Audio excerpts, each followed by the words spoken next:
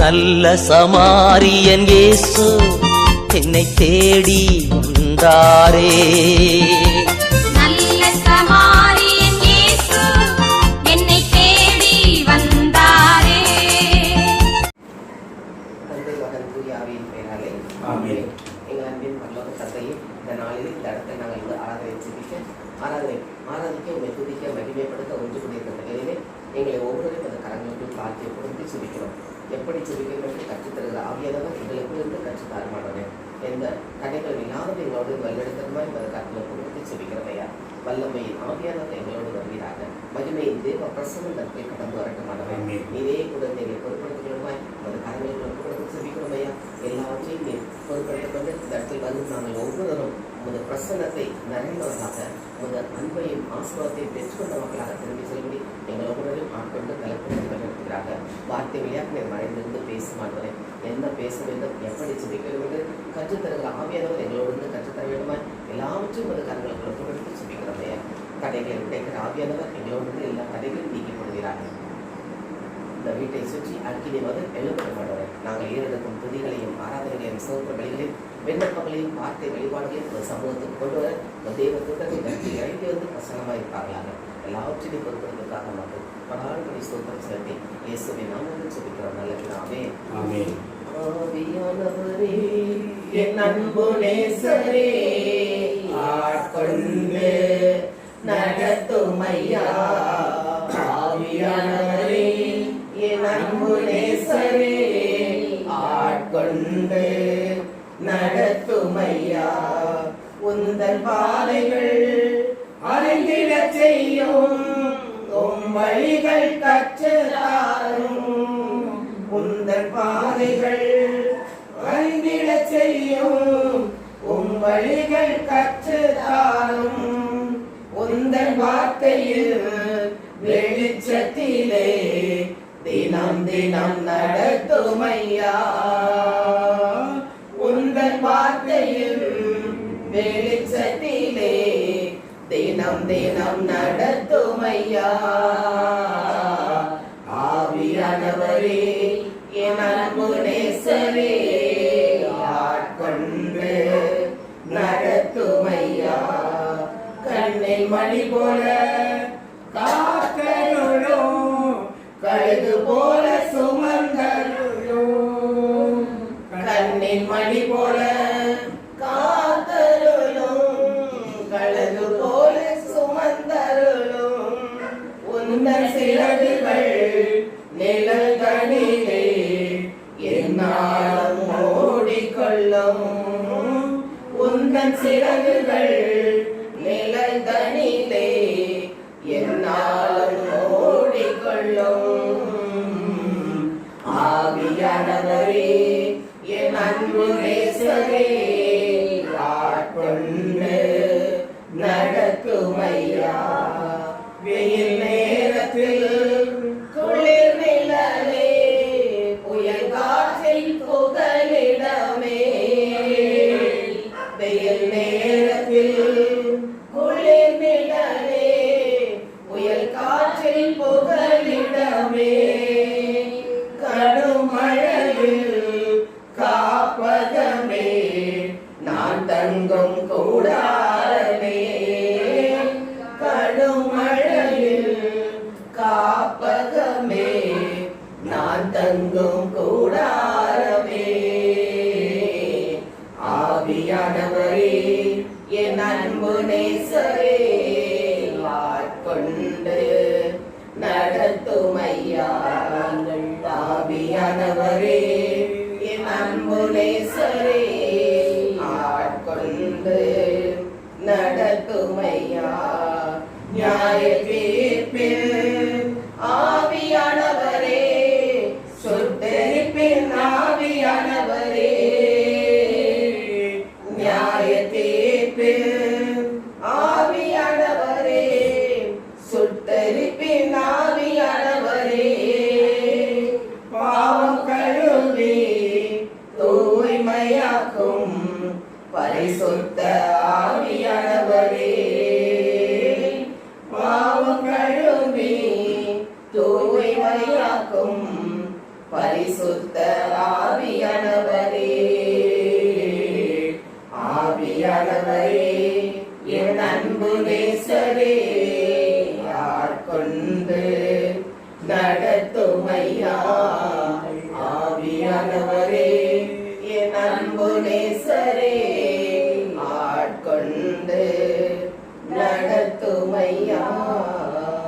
நன்றி என்று சொல்லுவோம், நல்ல தேவன் கிருபை செய்தார். நன்றி என்று சொல்லுவோம், நல்ல தேவன் கிருபை செய்தார். நன்மைகளை நினைந்து கொண்டு நன்றியுள்ள துதிகளுடன் நன்றி நன்றி ஐயா, நன்றி ஏசையா, நன்றி நன்றி ஐயா, நன்றி ஏசையா. உங்க ஜீவனை தந்தே உமக்கு நன்றி அப்பா, என் பாவத்தை சுமந்தே உமக்கு நன்றி அப்பா. உங்க ஜீவனை தந்தே உமக்கு நன்றி அப்பா, என் பாவத்தை சுமந்தே உமக்கு நன்றி அப்பா. சாப நோய்களை எல்லாம் முறியடித்தீரே, புது வாழ்க்கை தந்து எனக்கு சந்தோஷம் தந்தீர். சாப நோய்களை எல்லாம் முறியடித்தீரே, புது வாழ்க்கை தந்து எனக்கு சந்தோஷம் தந்தீர். நன்மைகளை நினைந்து கொண்டு நன்றியுள்ள துதிகளுடன் நன்றி நன்றி ஐயா, நன்றி ஏசையா, நன்றி நன்றி ஐயா, நன்றி ஏசையா. நன்றி என்று சொல்லுவோம், நல்ல தேவன் கிருபை செய்தார். நன்மை என்று சொல்லுவோம், நல்ல தேவன் கிருபை செய்தார்.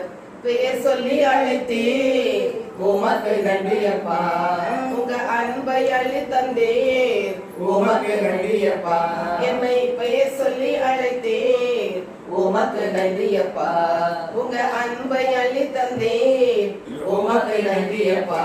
என்னை வாழாக்காமல் தலையாக்கினே, என்னை கீழாக்காமல் என்னை மேலாக்கினே, என்னை வாழாக்காமல் தலையாக்கினே, என்னை கீழாக்காமல் என்னை மேலாக்கினே. நன்மைகளை நினைத்துக் கொண்டு நன்றியுள்ள துதிகளுடன் நன்றி நன்றி ஐயா, நன்றி ஏசையா, நன்றி நன்றி ஐயா, நன்றி ஏசையா. பெண்கள கதவுகள் உடைத்து விட்டீரே, இரும்பு தாழ்பான்கள் முறித்து விட்டீரே. பெண்கள கதவுகள் உடைத்து விட்டீரே, இரும்பு தாழ்பான்கள் முறித்து விட்டீரே. நல்ல பொக்கிஷங்களை நல்ல ஆசீர்வாதத்தை எனக்கு தந்தீரே, அனாதி பாசத்தால் நல்ல பொக்கிஷங்களை நல்ல ஆசீர்வாதத்தை எனக்கு தந்தீரே, அனாதி பாசத்தால். நன்மைகளை நினைத்துக் கொண்டு நன்றியுள்ள துதிகளுடன் நன்றி நன்றி ஐயா, நன்றி ஏசையா, நன்றி நன்றி ஐயா, நன்றி ஏசையா. பரலோகில் என்னையும் நீர் கொண்டு செல்லுவே, பிதாவின் மகிமையில் என்னை உட்கார வைப்பீர். பரலோகில் என்னையும் நீர் கொண்டு செல்லுவே, பிதாவின் மகிமையில் என்னை உட்கார செய்வீர். நோய்களும் இல்லை, பாவ பேய்களும் இல்லை, பரிசுத்த ஆவி என்னை வழி நடத்துவார். நோய்களும் இல்லை, பாவ பேய்களும் இல்லை, பரிசுத்த ஆவி என்னை வழி நடத்துவார். நன்மைகளை நினைத்துக் கொண்டு நன்றியுள்ள துதிகளுடன் நன்றி நன்றி ஐயா, நன்றி ஏசையா, நன்றி நன்றி ஐயா, நன்றி ஏசையா, நன்றி நன்றி ஐயா, நன்றி ஏசையா, நன்றி நன்றி ஐயா, நன்றி ஏசையா. நன்றியோடு துதிக்கிறமானவரே, இந்த ஆண்டு தொடக்கம் முதல் இந்த நாள் வரை இந்த 3வது மாதத்திற்குள் எங்களை அழைத்து வந்தீரே, அந்த நன்மைகளை நினைத்துக் கொண்டு நாங்கள் நன்றி செலுத்தமானவரே. எத்தனையோ பாடுகள் வேதனைகள் எங்களுக்கு போராட்டங்கள் நோய்கள் வந்தாலும் எதுவும் எங்களை ஒன்றும் சேதப்படுத்தாதபடி எங்களை பாதுகாத்தவரே மக்கள் நன்றி செலுத்த மாட்டோம். நன்றி சொல்லுவோமா? கடந்த மாதங்கள் முழுவதுமாக பராமரித்து இந்த மாதத்திற்குள்ள அழைத்து வந்து இந்த முதலாம் ஞாயிறு சமூகத்தில் உட்கார்ந்து இந்த கிருபையை கொடுத்தீரே, உமக்கு நன்றி செலுத்த மாட்டவரே. உமது ஜீவனை எங்களுக்காக தந்தீரே, உமக்கு நன்றி செலுத்த மாட்டவரே. எத்தனை பாடுகள் இருந்தாலும் பாடுகளை சுமந்து செல்ல பலம் தந்து அதற்கு விடுவிக்கவும் எங்களுக்கு வழிகாட்டினே, உமக்கு நன்றி செலுத்த மாட்டவரே. நன்றி செலுத்த மாட்டவரே. கால்கள் கல்லில் இடராக தாங்கி கொண்டவரே, உமக்கு நன்றி செலுத்த மாட்டவரே. இதுவரை நாங்கள் நடந்து சென்ற பாதையெல்லாம் உங்கள் தூதர்களை எங்களோடு கூட வந்ததற்காக நன்றி செலுத்த மாட்டவரே. வாக்குத்தத்தங்கள் கொடுத்தபடி எல்லா குறைகளையும் கிறிஸ்து இயேசுவுக்குள் மகிமையில் நிறைவாக்கி கொண்டிருக்கிறீரே, அதற்காக உமக்கு நன்றி செலுத்த மாட்டவரே. நன்றியோடு வைத்திருக்கிறோம் ஐயா. கர்த்தர் களஞ்சியுடைய கையிடும் எல்லா வேலைகளோட ஆசீர்வாதம் கேட்டு வந்தபடி நாங்கள் கையிடும் வேலைகளை ஆசீர்வதித்துக் கொண்டிருக்கிறவரே, உமக்கு நன்றி செலுத்த மாட்டவரே. நன்றி இயேசப்பா. நன்றியோடு வைத்திருக்கிற மாட்டவரே. எங்களை பெயர் சொல்லி அழைத்தீரே, உமக்கு நன்றி அப்பா. உமது அன்பை எங்களுக்கு தந்தீரே, உமக்கு நன்றி செலுத்த மாட்டவரே. எங்களை வாலாக்காமல் தலையாக்கி வைத்திருக்கிறீரே, உமக்கு நன்றி இயேசுவே. எங்களை கீழாக்காமல் மேலாக்கினீரே, உமக்கு நன்றி செலுத்த மாட்டவரே. நன்றி இயேசப்பா. எங்களை பரலோகத்துக்கு வரும்போது கூட்டி சேர்ப்பவரே, உமக்கு நன்றி செலுத்த மாட்டவரே.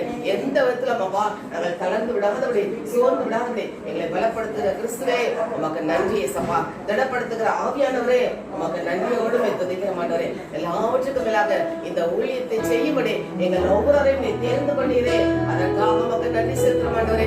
உண்மை உள்ளவன் என்று கருதி இந்த ஊழியத்தை தந்தீரே, உமக்கு நன்றி அப்பா. அதை ஓடுவதற்குள்ள கால்களை மான்கால்களை போல மாற்றி ஒவ்வொரு நாளும் ஓட வைக்கிறே, உமக்கு நன்றி செலுத்த மாட்டவரே. நன்றி சப்பா. நன்றி செலுத்தப்பா. நீ செய்த நன்மை எத்தனை எத்தனை ஆண்டவரே, அத்தனையும் நினைத்து பார்த்து உமக்கு நன்றி செலுத்த மாட்டவரே. நன்றி சொல்லாமல் இருக்கவே முடியாதே. எத்தனையோ நன்மைகள் எங்களுக்கு செய்தீரே, உமக்கு நாடுகளை நன்றி செலுத்த மாட்டவரே. நன்றி சொல்லாமல் இருக்கவே முடியாது பல நன்மை செய்த இயேசுவுக்கே நன்றி நன்றி நன்றி என்று சொல்லி நான் துதிப்பேன், நாள்தோறும் போற்றுவேன், நாள்தோறும் போற்றுவேன். நன்றி சொல்லாமல் இருக்கவே முடியாது பல நன்மை செய்த இயேசுவுக்கே நன்றி நன்றி நன்றி என்று சொல்லி நான் துதிப்பேன், நாள்தோறும் போற்றுவேன், நாள்தோறும் போற்றுவேன். எத்தனையோ நன்மைகளை என் வாழ்வில் செய்தாரே, ஏராளமாய் நன்றி சொல்வேன். எத்தனையோ நன்மைகளை என் வாழ்வில் செய்தாரே, ஏராளமாய் நன்றி சொல்வேன். அத்தனையும் நினைத்து நினைத்து நான் துதித்து ஆண்டவரை போற்றுவேன், என் ஆண்டவரை போற்றுவேன். நன்றி சொல்லாமல் இருக்கவே முடியாது பல நன்மை செய்த இயேசுவுக்கே நன்றி நன்றி நன்றி என்று சொல்லி நான் துதிப்பேன், நாள்தோறும் போற்றுவேன், நாள்தோறும் போற்றுவேன். மரண பள்ளத்தாக்கில் நான் நடந்த போதெல்லாம் பாதுகாத்தீரையா, மரண பள்ளத்தாக்கில் நான் நடந்த போதெல்லாம் பாதுகாத்தீரையா. மீண்டும் ஜீவனை கொடுத்து நீ என்னை வாழ வைத்தீரையா, வாழ வைத்தீரையா. நன்றி சொல்லாமல் இருக்கவே முடியாது பல நன்மை செய்த இயேசுவுக்கே நன்றி நன்றி நன்றி என்று சொல்லி நான் துதிப்பேன், நாள்தோறும் போற்றுவேன், நாள்தோறும் போற்றுவேன். தேவன் அருளிய சொல்லி முடியாத ஏவுகளுக்காய் ஸ்தோத்திரம். தேவன் அருளிய சொல்லி முடியாத ஏவுகளுக்காய்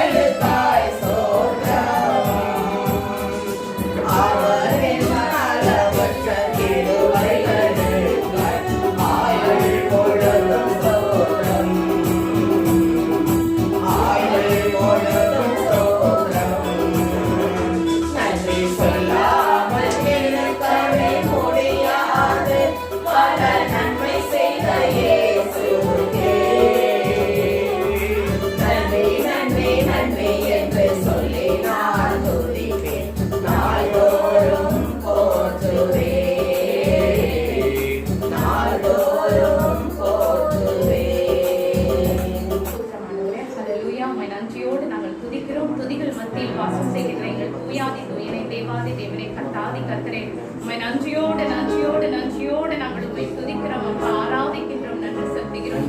பரலோகமே உம்மை துதிப்பதா, கர்த்தாவே அங்கே வாழ்கிறேன், உம் ஆலயத்தில் உம்மை துதிக்கிறோம், கர்த்தாவே எழுந்தருளும், துதிக்கிறோம் துதிக்கிறோம், ஒன்றாக கூடி துதிக்கிறோம், அல்லேலூயா, துதிக்கிறோம் துதிக்கிறோம், ஒன்றாக கூடி துதிக்கிறோம். பரலோகமே உம்மை துதிப்பதா,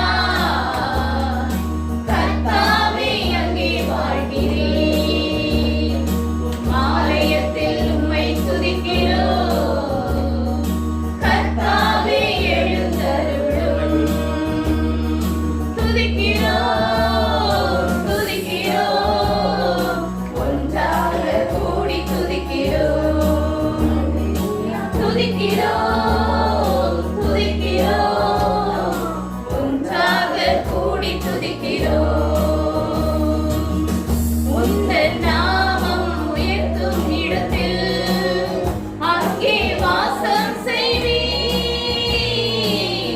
உந்தன் நாமம் உயர்த்தும் இடத்தில் அங்கே வாசம் செய்வீர், துதிக்கிறோம் துதிக்கிறோம், ஒன்றாக கூடி துதிக்கிறோம், அல்லேலூயா, துதிக்கிறோம் துதிக்கிறோம், ஒன்றாக கூடி துதிக்கிறோம்.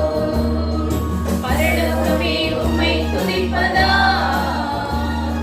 கர்த்தாவே அங்கே வாழ்கிறேன், உம் ஆலயத்தில் உம்மை துதிக்கிறோம், கர்த்தாவே எழுந்தருளும், உம்மை போலொரு தெய்வம் இல்லை, சர்வ சிருஷ்டிகளே, உம்மை போலொரு தெய்வம் இல்லை, சர்வ சிருஷ்டிகளே, துதிக்கிறோம் துதிக்கிறோம், ஒன்றாக கூடி துதிக்கிறோம், அல்லேலூயா, துதிக்கிறோம் துதிக்கிறோம், ஒன்றாக கூடி துதிக்கிறோம். பரலோகமே உம்மை துதிப்பதா,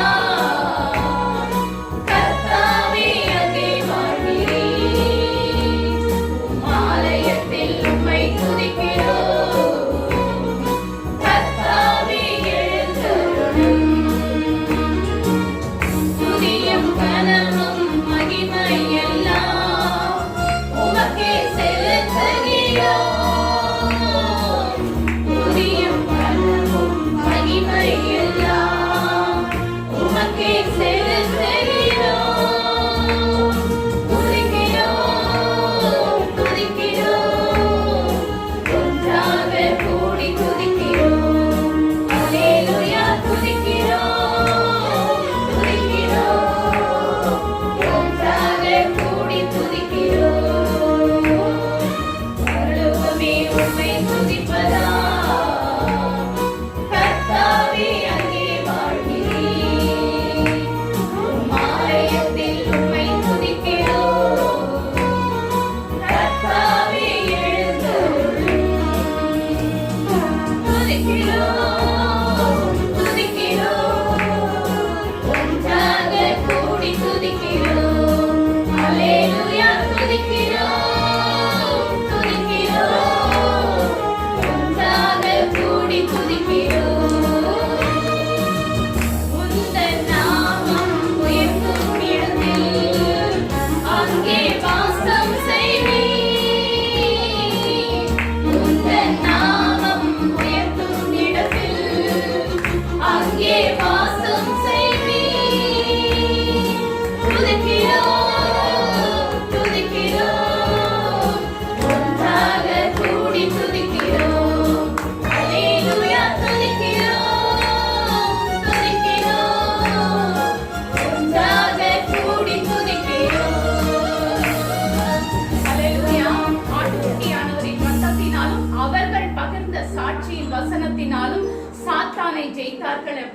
திருவெளிப்பாடுகளின் புத்தகத்துல 12வது அதிகாரத்துல இருக்கு. அப்போ எப்படி சாத்தானை ஜெயிக்க முடியும் அப்படின்னா, ஆட்டுக்குட்டியானவரின் ரத்தத்தினாலும் நாங்கள் பகிர்கின்ற சாட்சியின் வசனம் பாடலும் சாட்சி அறிக்கை. நாங்க விசுவாசிக்கிறோம், உங்களை துதிக்கிறோம் ஆண்டவரே. நான் எங்கே என் நாமத்தை பிரஸ்தாபப்படுத்துகின்ற எந்த இடத்திற்கும் நான் உங்களை ஆசீர்வதிப்பேன் என்று சொன்ன தேவன். அவர் ஒரு நாளும் பொய்யுரையாத தேவன். மனமாற மனுஷனும் கிடையாது. சொன்னதை செய்யாமல் போவதற்கு அவர் மனுபுத்திரனும் இல்லை. அவர் துதிக்கும் போது தேவன் இங்கே வந்து நம்மளை ஆசீர்வதிக்கிற தேவனாயிருக்கிறார். ஜெபத்தோட ஜெயகீதங்கள் 221வது பாடல் எல்லாருக்கும் தெரிஞ்ச பாடல். துதி எடுத்தால் சத்தானோடு முறுமுறுத்தால் திரும்பி வருவான். துதி எடுத்தால் சத்தானோடு முறுமுறுத்தால் திரும்பி வருவான்.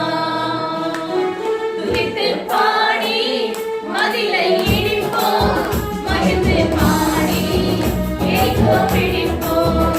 துதித்து பாடி மதிலை இடிப்போம், மகிழ்ந்து பாடி எரிக்கோ பிடிப்போம். துதி எடுத்தால் சாத்தானோடு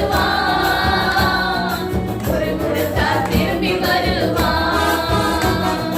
துதி எடுத்தால் சாத்தானோடு முறுமுறுத்தால் திரும்பி வருவான். டேவிட் பாடினார் சவுலுக்கு விடுதலை. டேவிட் பாடினார் சவுலுக்கு விடுதலை. கலக்கம் நீங்கியது, ஆறுதல் வந்தது. கலக்கம் நீங்கியது, ஆறுதல் வந்தது. துதித்து பாடி மதிலை இடிப்போம், மகிழ்ந்து பாடி எரிக்கோ பிடிப்போம். துதித்து பாடி மதிலை இடிப்போம், மகிழ்ந்து பாடி எரிக்கோ பிடிப்போம். துதி எடுத்தால் சாத்தானோடு முறுமுறுத்தால் திரும்பி வருவான்.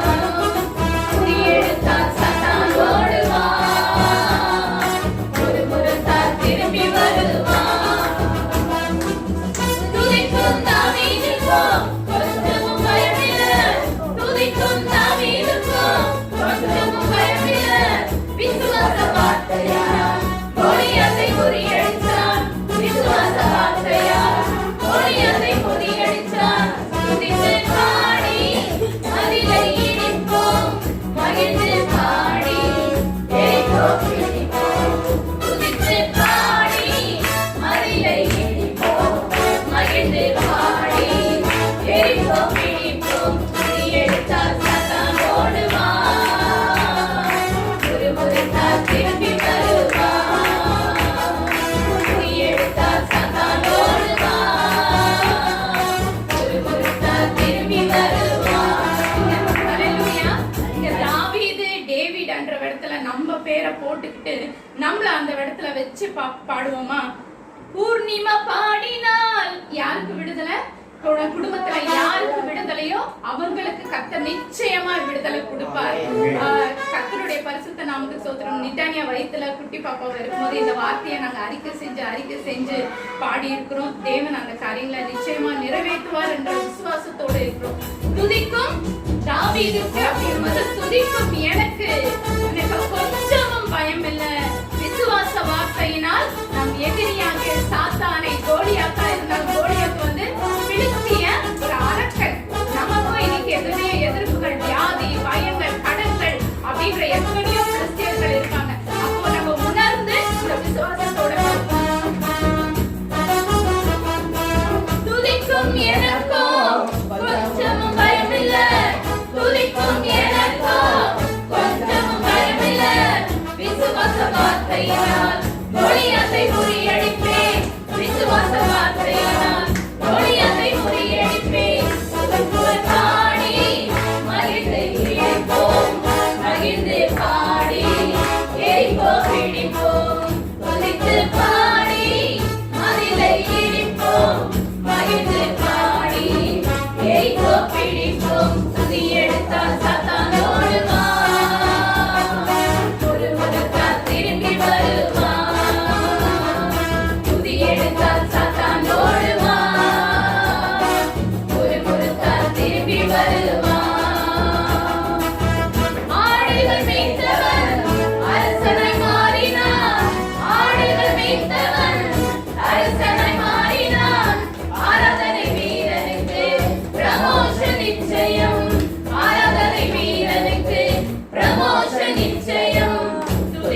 பாடி மதிலை இடிப்போம், மகிழ்ந்து பாடி எரிகோ பிடிப்போம்.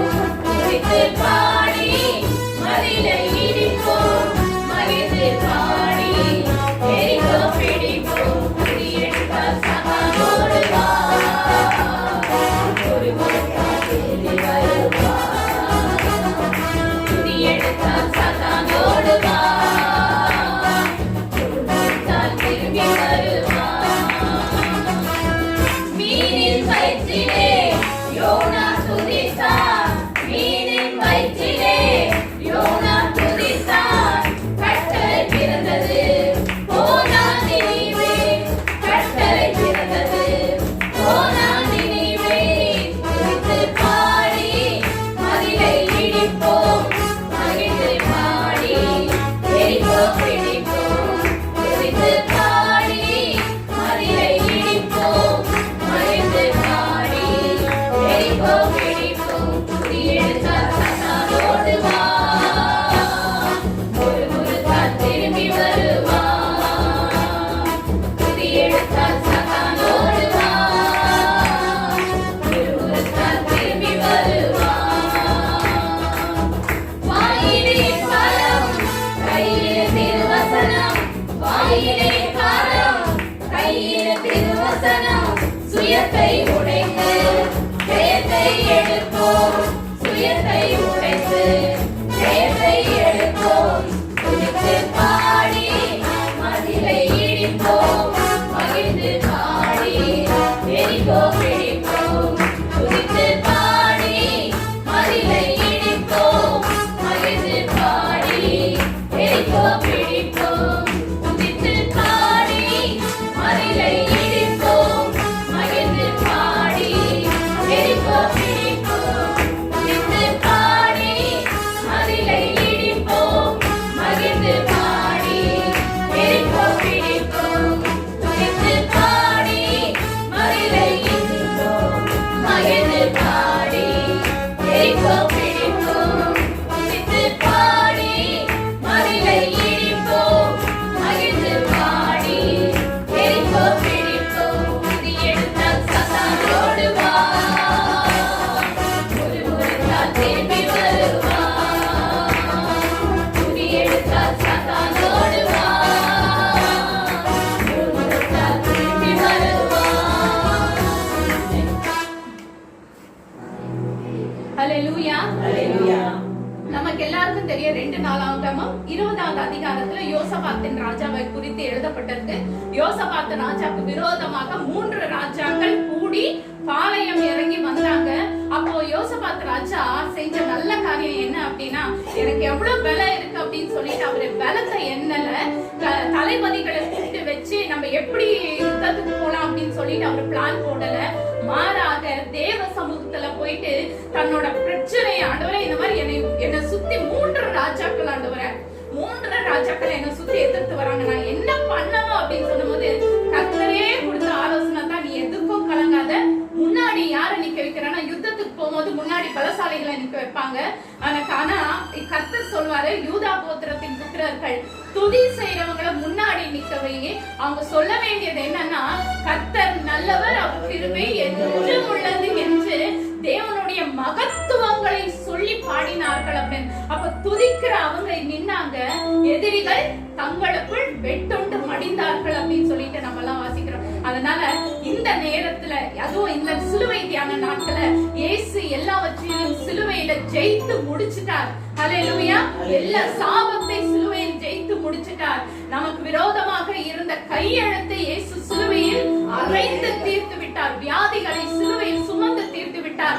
நமக்காக அவர் தரித்திரராணி நம்ம எல்லா தரித்திரத்திலிருந்தும் விடுதலை ஆக்கினார் அப்படின்ற விசுவாசத்தோட நம்பிக்கையோட நம்ம உணர்ந்து அடுத்த பாடல்களை பாடலாம். பாடல் 61. தேவனால் கூடாத காரியம் ஒன்றுமில்லை. நமக்கு கஷ்டம், இந்த எவ்வளவு பெரிய வியாதியா இருக்காங்க, இவ்வளவு பெரிய வியாதியில இருந்து நான் எப்படி வெளியே வர்றது அப்படின்றது நினைச்சு பாக்குறோம் அப்படின்னா நமக்கு கஷ்டமா இருக்கும். கடன் பிரச்சனையா, ஐயோ ஆண்டவரே இவ்வளவு கடன் இருக்கு, நான் எப்படி தீர்க்க போறேன் அப்படின்னா நமக்கு அந்த கடனை தீர்க்கிறது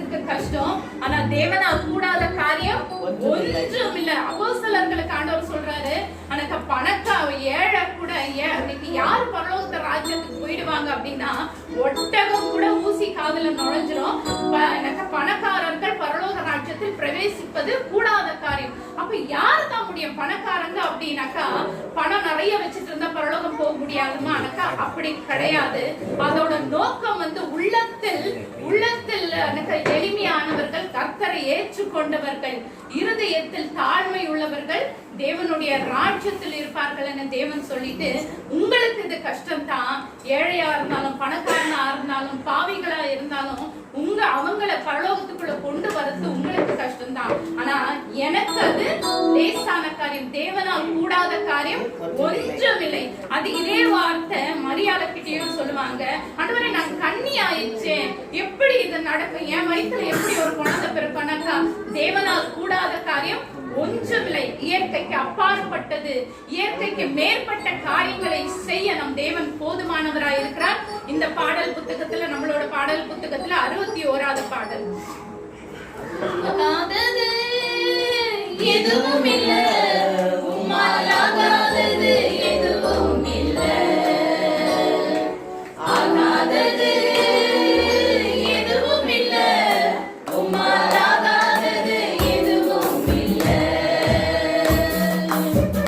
அகிலம் அனைத்தையும் உண்டாக்கி ஆளுகின்றேன், அகிலம் அனைத்தையும் உண்டாக்கி ஆளுகின்றேன், ஆகாதது எதுவும் இல்ல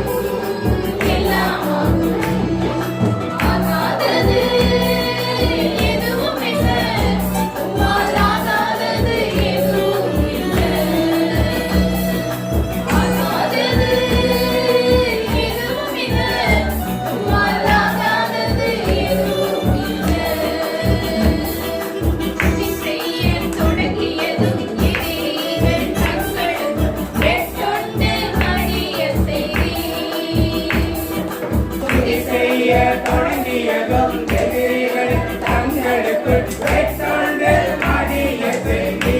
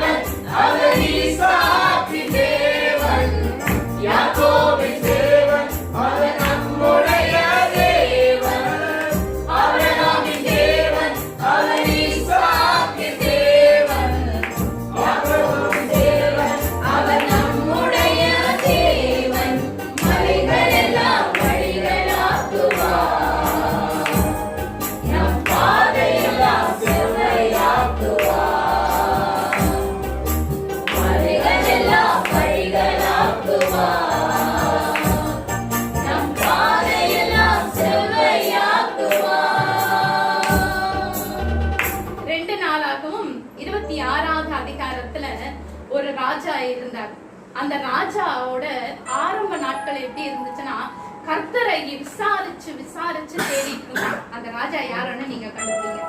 அந்த ராஜா எல்லாவற்றிலும் தேவனை விசாரித்து நடக்கும் போது அவர் எல்லா யுத்தத்திலையும் ஜெயம் பெற்றார். அதுக்கப்புறம் வெற்றி வந்தோடனே அந்த ராஜாக்கு என்ன வந்ததுன்னா, மனசுல ஒரு மேட்டின்மை வந்தது. நெகட்டிவ் சைட் நான் போக விரும்பல. அந்த ராஜா கர்த்தரை தேடின நாட்கள் எல்லாம் அந்த ராஜாக்கு வெற்றி வந்ததான். அதுல ஒரு பெஸ்ட் எக்ஸாம்பிள் நீ யாரு பார்த்தோம்னா தாவீது ராஜா தான். தாவீது ராஜாவோட வாழ்க்கை வரலாறுகள் எல்லாம் 1 சாமுவேல் 2 சாமுவேல் வரையும் வரிசையா படிச்சு பார்த்துட்டு வந்தோம்னா, 2 சாமுவேல் 5வது அதிகாரத்திலயும் சரி, 2 சாமுவேல் 7வது அதிகாரத்திலயும் சரி, பிலிஸ்தியர்கள் அப்பதான் பிலிஸ்தியர்கள் அந்த இஸ்ரவேல் தேசத்து மேல யுத்தத்துக்கு வருவாங்க. தாவீது கர்த்தர் கிட்ட போய் விசாரிப்பாரு, ஆண்டவரே பிலிஸ்தியர் வராத நான் என்ன செய்யணும் அப்படின்னும் போது கர்த்தர் சொல்லுவாரு, நீ அவர்களை பின்தொடர்ந்து போ அப்படின்னு, நீ ஜெயம் கொள்வாய். போவாரு, துரத்திடுவாரு, யுத்தத்துல வெற்றி வர அவங்களுக்கு பயம் வந்துடும், ஓடிடுவாங்க. ஓடிட்டாங்களே அப்படின்னு சொல்லிட்டு தாவீது ராஜா என்ன பண்ணுவாருன்னா அரண்மனைக்கு வந்து சேர்ந்துருவாரு. வந்து சேர்ந்த உடனே மறுபடியும் போன மாதிரி போனவங்க திரும்பி வருவாங்க. அதே நீங்க எப்படின்னு தெரியாது. நானா இருந்திருந்தா நான் என்ன நினைச்சிருப்பேன்னா, மறுபடியும் எதுக்குங்க கர்த்தரை டிஸ்டர்ப் பண்ணோம், மறுபடியும் எதுக்கு போய் ஊழியக்காரங்களெல்லாம் டிஸ்டர்ப் பண்ணி போன் பண்ணோம். அதுதான் கர்த்தர் சொல்லிட்டாருல, பிலிஸ்தியரை நீ பின் தொடர்ந்து போ, அவங்களை நான் உங்க கையில கொடுப்பேன்னு கர்த்தர் ஒரு முறை சொன்னா, அவர் கர்த்தர் ஒரு முறை விளம்பினார், நான் இருமுறை எனக்கு கேட்கப்பட்டது அப்படின்னு வசனம் சொல்லியிருக்கேன்னு நான் நினைச்சிருப்பேன். ஆனா அப்பதான் துரத்திட்டு வந்திருப்பாரு. ஆனா தாவீது ராஜா ஒரு ஸ்டெப் வைக்கணும்னாலும் கர்த்தரை விசாரிச்சு தேவ சமூகத்துல போய் கர்த்தரை தேடுவார். தேடும் போது கர்த்தர் சொல்லுவாரு. அப்ப பிளான் போட்டே கொடுப்பாரு. 1-2 சாமுவேலின் புத்தகம் 5வது அதிகாரத்திலயும் 7வது அதிகாரத்திலயும் வாசிச்சு பாருங்க. கர்த்தர் ஒரு அழகான பிளான் போட்டு கொடுப்பாரு. நீ நேரா போகாத, பாதி படை இந்த பக்கம் வெயி, பாதி படை அந்த பக்கம் வெயி, நீ முசுக்கட்டி செடி பின்னாடி ஒளிஞ்சு பாரு. முசுக்கட்டி செடியால ஒரு அலைச்சல் ஏற்படும், இரைச்சல் ஏற்படும். அந்த இரைச்சல் ஏற்படும் போது அந்த முசுக்கொட்டை செடி அசையும். அதுதான் உனக்கு அடையாளம். நான் உனக்கு முன்பாக யுத்த களத்துக்கு புறப்பட்டு போயிட்டேன் அப்படின்றது அதுதான் அடையாளம். அதுக்கு பின்பாக நீ அந்த தண்டை பின்தொடர்ந்து போ, நீ அவர்களை மேற்கொள்வாய் அப்படின்னு சொல்லிட்டு சொல்லுவார்.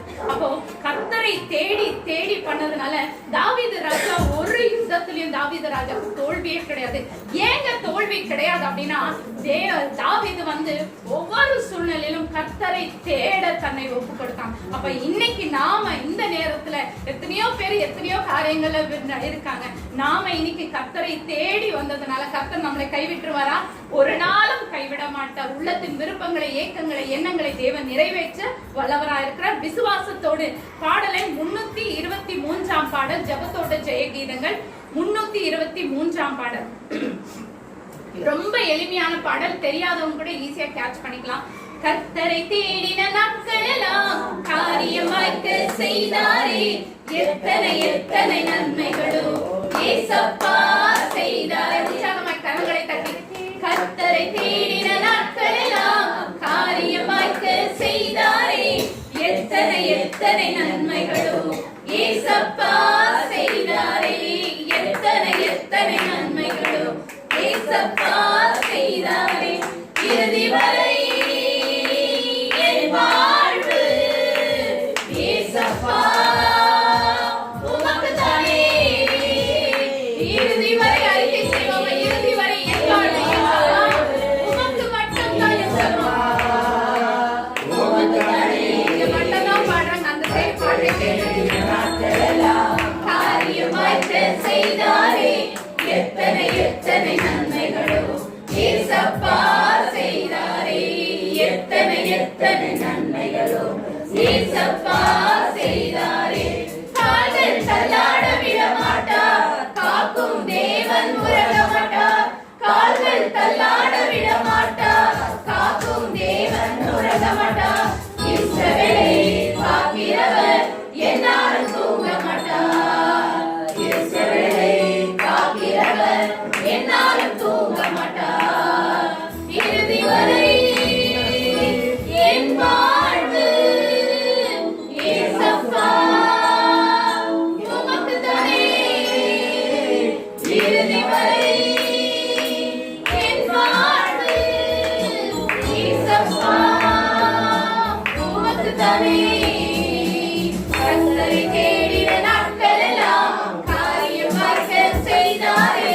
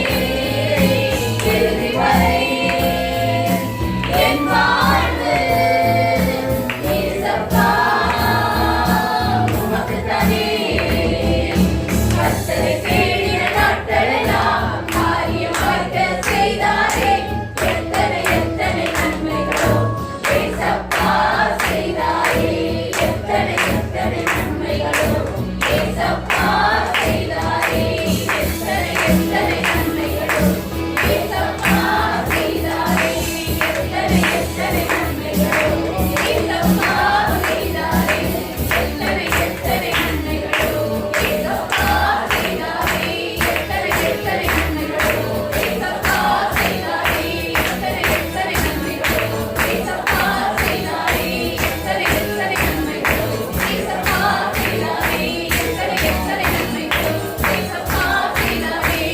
நிற்போமா? எல்லாரும் ஒரு நிமிஷம் எழுந்து ஒரே ஒரு நிமிஷம் கர்த்தரை துதிக்கலாம். இறுதி வரை என் வாழ்வு ஏசப்பா உமக்குத்தானே. ஒப்புக்கொடுப்போமா? இறுதி வரை என் வாழ்வு ஏசப்பா உமக்குத்தானே.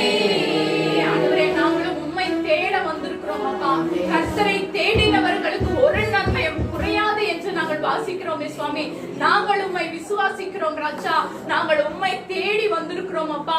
உங்க சமூகத்தில் ஆண்டவரே உம்மை தேட வந்திருக்கிறோம் ஆண்டவரே. நீர் எங்கள் மத்தியில் வாசம் செய்கின்ற தேவனாய் இருக்கிறீர். அதற்காய் நன்றி.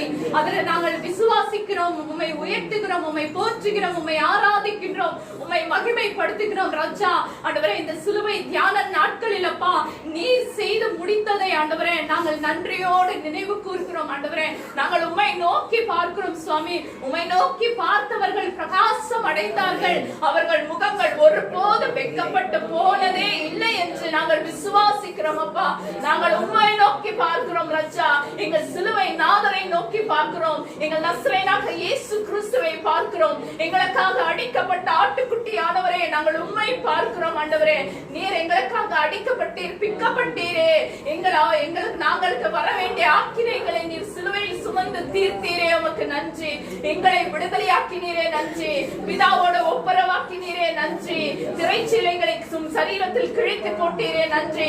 சமாதானக்காரரானீரே நன்றி நன்றி நன்றி நன்றி அப்பா. எங்கள் பரிகாரியே நாங்கள் உமக்கு நன்றி செலுத்துகிறோம் ராஜா. ஆண்டவரே, எங்கள் மீட்பரே, எங்கள் ரட்சகரே, நாங்கள் உம்மை நன்றியோடு நாங்கள் உம்மை துதிக்கிறோம், ஆராதிக்கின்றோம், நன்றி செலுத்துகிறோம் அப்பா.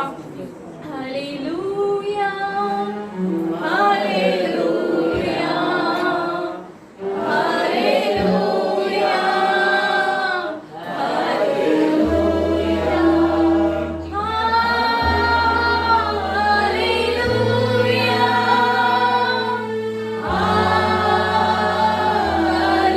ஹல்லேலூயா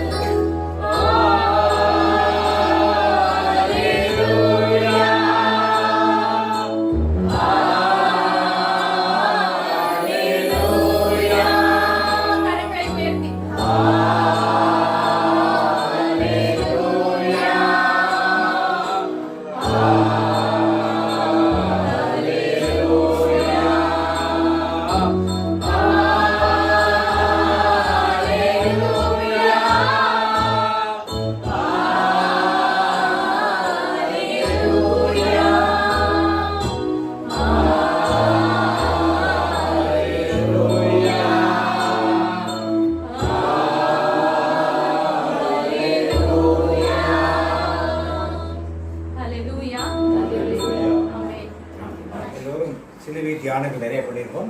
உபவாச நாட்களிலே, தபச நாட்களிலே கத்தோலிக்க திருச்சபையில் சிலுவை பாடலின் தியானம் நிறைய செய்திருக்கோம். டூர் போயிருப்போம், ஆலயங்கள் சென்று வழிபாடுகளை கலந்து கொண்டிருப்போம். எல்லாம் மிக்க நல்லது. விளைவாக எல்லா கிராமங்களுக்கு நிறைய கிராமங்கள் போனப்போ ஒரு கேள்வி கேட்டோம். பல கத்தோலிக்க கிராமத்து சிற்றாலைகள் எல்லாமே நாங்கள் போகிறதெல்லாம் ஒன்று வீடுகளுக்கு போவோம், இல்லைன்னா சிற்றாலைகள் போவோம். பெரிய ஆளுங்களுக்கெல்லாம் போகிறதில்லைன்னா கூப்பிடுறதில்லை நாங்கள் அதிகமாக இங்கே ஈடுபடுத்துவதில்லை. சிற்றாலைகள் தான் மக்கள் சிறு குழுக்களாக இருப்பார்கள். மற்றெல்லாம் இடர்பாடுகள் அவங்களை இடர்பட்டு பேச முடியும். அதே கேள்வி கேட்குது. ஆண்டவர் சிலுவையில் தொங்கும்போது என்னென்ன எத்தனை வார்த்தைகள் பேசினார், என்ன வார்த்தைகள் பேசினார்? பதில் சொல்லிட்டீங்க. 7 வார்த்தைகள். என்னென்ன வார்த்தைகள்? தந்தையே இவர்களை மன்னியும் அறியாமல். அடுத்தது, இன்றே நீ என்னோடு வான்வீட்டில் இருப்பாய். அப்புறம் கடைசியில் 3வது என்னது? நகரத்தில் உள்ள மக்களுக்கே தெரியல, கிராமத்து மக்களே பரவாயில்ல உள்ள இருக்கு. அப்படி இப்படி சொல்லிட்டாங்க. கடைசியாக கிராமத்து மக்கள் அவங்களுக்குலாம் பரிசு கொடுத்தவனா உங்களுக்கு கொடுக்கல.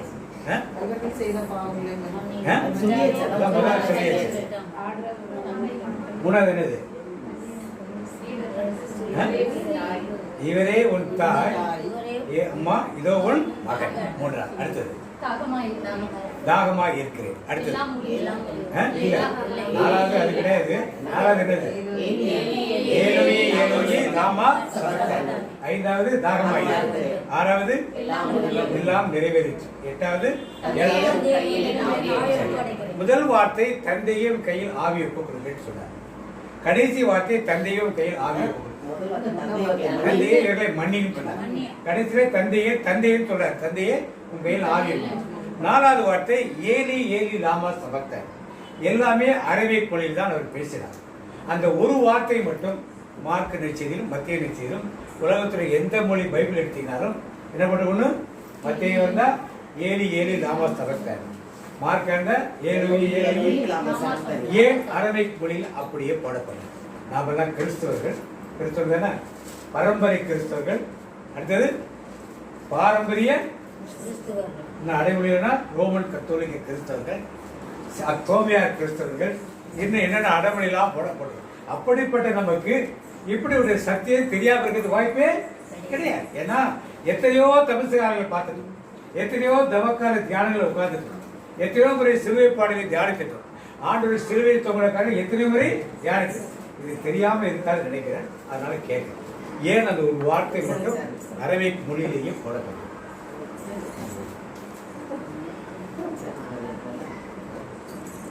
சொன்னீங்கன்னா ஒரு பரிசு கொடுக்கும். கிராமங்கள் அப்படிதான் சொல்லி ஊக்குச்சு, ஒரு 50 ரூபா 100 ரூபா கொடுத்து பரிசு கொடுக்கும். நிறைய பேர் வாங்கியிருக்காங்க. சில பேர் 2-3 பேர் சேர்த்து சொல்லுவாங்க, சேர்த்து வழித்து கொடுத்து எல்லாத்தையும் அரபிக் மொழி தான் அவர் பேசுறாரு. பேசல அரபிக் மொழி தான் எல்லாத்தையும் பேசுறாரு. அதை ஒன்றை மட்டும் ஏன் பைபிள்ல அது மாதிரி போட்டிருக்காரு? அதுக்கு என்ன சொல்றாங்க தமிழ்ல? இறைவா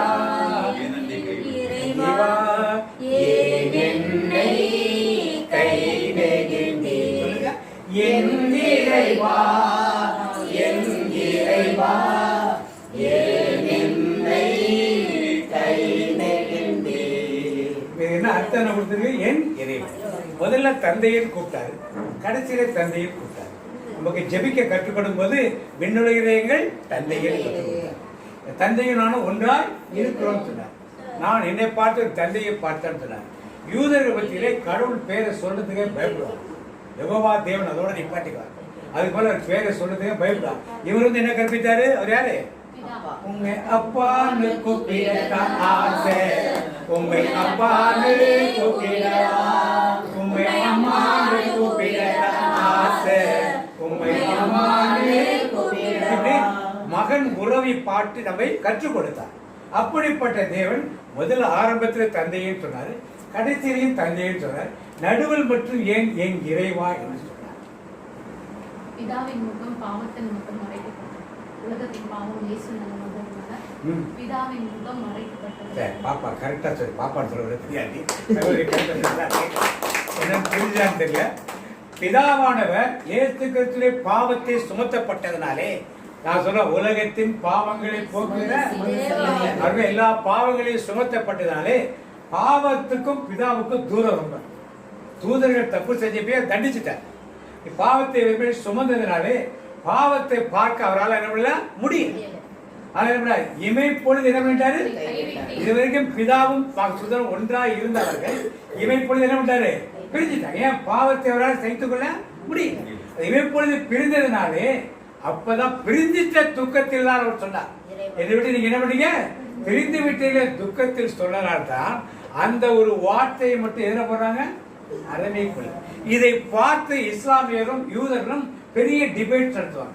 நீங்க இந்த மாதிரி டிபேட்ஸ் எல்லாம் யூடியூப்லயே பாத்தீங்கன்னா இஸ்லாமியர்கள் யூதர்கள் நடத்துற டிபேட்ஸ் போய் பாத்தீங்கன்னா அவர் என்ன சொல்வார் என்றால், அவர் எண்ணிறைவா எண்ணிறைவான்னு சொன்னாரு. அவர் இறைவனுடைய மகனாக இருந்தால் அப்பாண்டான சொல்லிருக்கலாம். அவர் ஏன் இறைவா என்று சொன்னார்?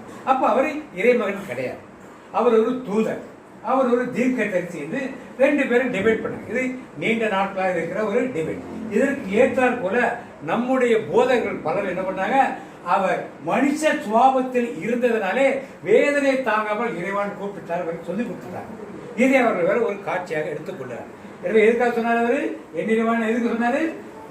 பாவத்தின் அக்கிரமத்தை சுமந்ததனாலே பிதாவானவர்களை கைவிட்ட ஒரு இமைப்பொழுது கண்ணை மூடி திறந்தார். அவ்வளவுதான். அந்த கைவிட்ட துயரத்தை தாங்க முடியாத உடல் உள்ள வேதனைகளுக்காக அவர் எண்ணிறவான் கூப்பிடுதே. இரண்டாவது ஒரு காரியம், யூதர்களுக்குள்ள ஒரு பழக்கம். அவர்களுக்கு துன்பம் வரும்பொழுது சங்கீதத்தை வாசிப்பார், திருப்பாடல்களை வாசிப்பார். மகிழ்ச்சி இருந்தாலும் சரி, துயரம் இருந்தாலும் வாசிப்பார். அப்புறம் திருப்பாடல் 22 எடுத்து வாசிங்க, சங்கீதம் 22 எடுத்து வாசிங்கன்னா இந்த வசனங்கள் அங்கே கொடுக்கப்பட்டிருக்கு. வாசிங்க.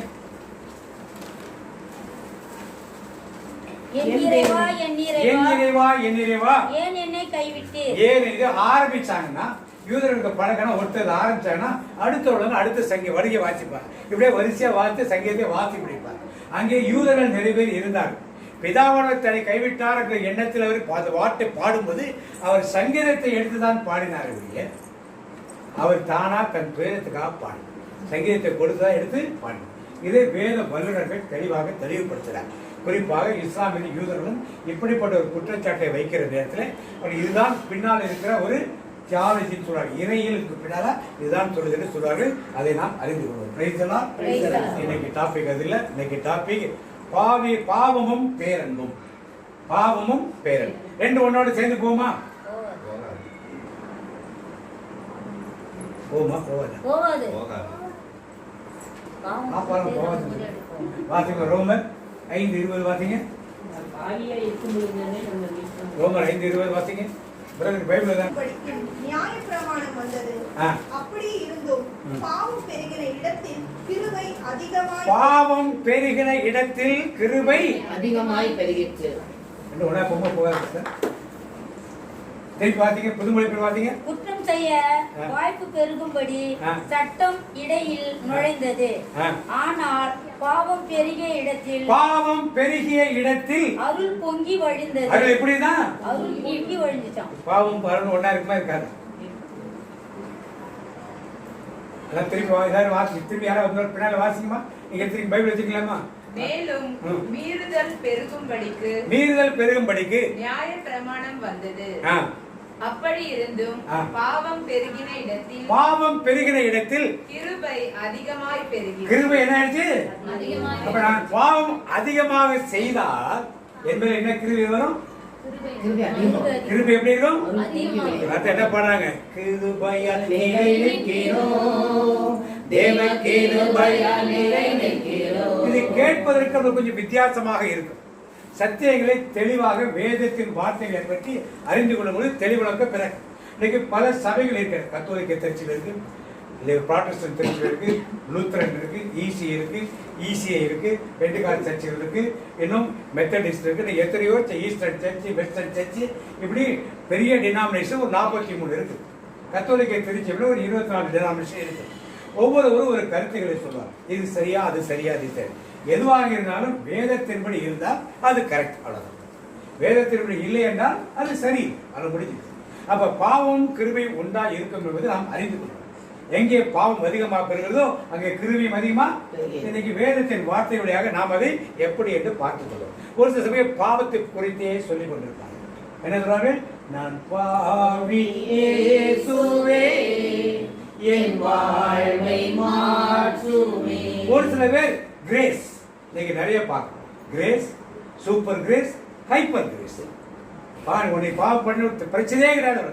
கடவுள் எல்லாத்தையும் நீ எதுவுமே செய்ய வேண்டாம்னு சொல்லுகிற சபைகள் இருக்கு. எது கரெக்ட்னு பல மக்கள் இன்னைக்கு குழம்பி போயிடுவாங்க. பல பேர் ஆங்காங்கே போய்கொண்டிருக்கிறவங்களுக்கு இதெல்லாம் ஒரு குழப்பமாக இருக்கும். ஒவ்வொரு சபையில் சொல்ல சத்தியங்கள், எல்லா சபையில் சொல்ல சத்தியங்கள் இருக்கும். ஆனால் அந்த விரிவாக்கத்தை நாம் முழுமையாக நம்ம தெரிந்து கொள்ள வேண்டும். ஆண் மனிதனாய் பிறந்தவர்களை இயேசு கிறிஸ்துவை தவிர வேற யாரும் பரிசுத்தவான் யாருமே. அப்ப எல்லாரும் பாவிதான, எல்லாரும் பாவிதான. இதை முதலில் நாம் ஏற்றுக்கணும்.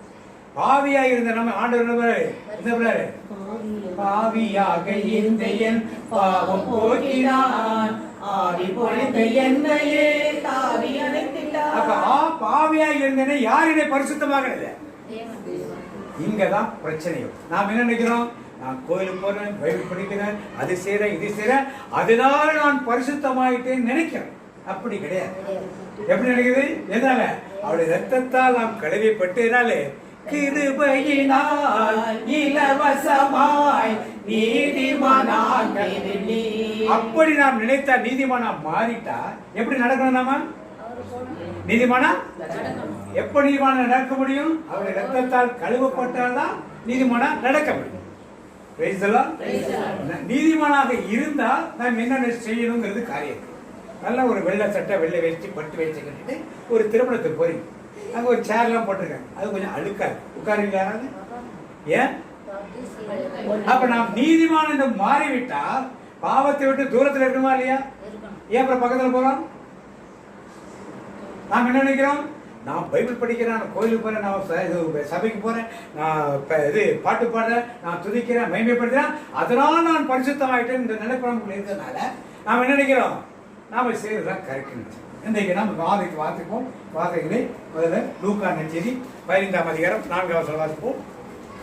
உங்களில் ஒரு மனுஷன் 100 ஆடுகளை உடையவனாய் இருந்து அவைகளில் ஒன்று காணாமற் போனால் 99 ஆடுகளையும் வனாந்திரத்திலே விட்டு காணாமற் போன ஆட்டை கண்டுபிடிக்கும் அளவும் தேடி திரியானோ. கண்டுபிடித்த பின்பு அவன் சந்தோஷத்தோட அதை தன் தோள்களின் மேல் போட்டுக்கொண்டு வீட்டுக்கு வந்து சிநேகிதரையும் அயலாக்கத்தாரையும் கூட வரவழைத்து காணாமற் போன என் ஆட்டை கண்டுபிடித்தேன், என்னோடு கூட சந்தோஷப்படுங்கள் என்பான் அல்லவா. இப்ப ஒரு 100 ஆடு மேய்க்கிற ஒரு மேய்ப்பெண் 99 ஆடு விட்டுட்டு ஒரு ஆட்டை தேடி போறான். எதுக்காக? நல்லாயன் ஒரு தடவை 100 ஆடு மேய்த்திடவே ஓராடு புறம் சென்று ஓடிட்டு அதனை தான் தேடி. 99 இருக்குது, அவன் போறான்.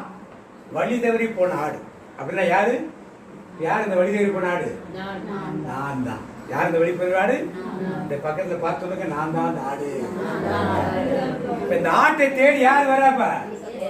யார் வர?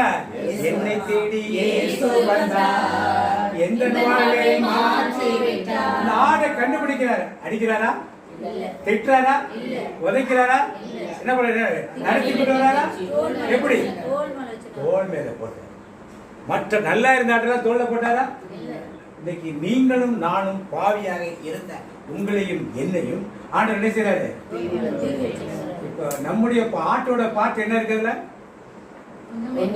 ஒண்ணும் கிடையாது. ஆட்டோட பாட்டு ஒண்ணுமே. இது யாரு? யாருடைய பாசம் இது?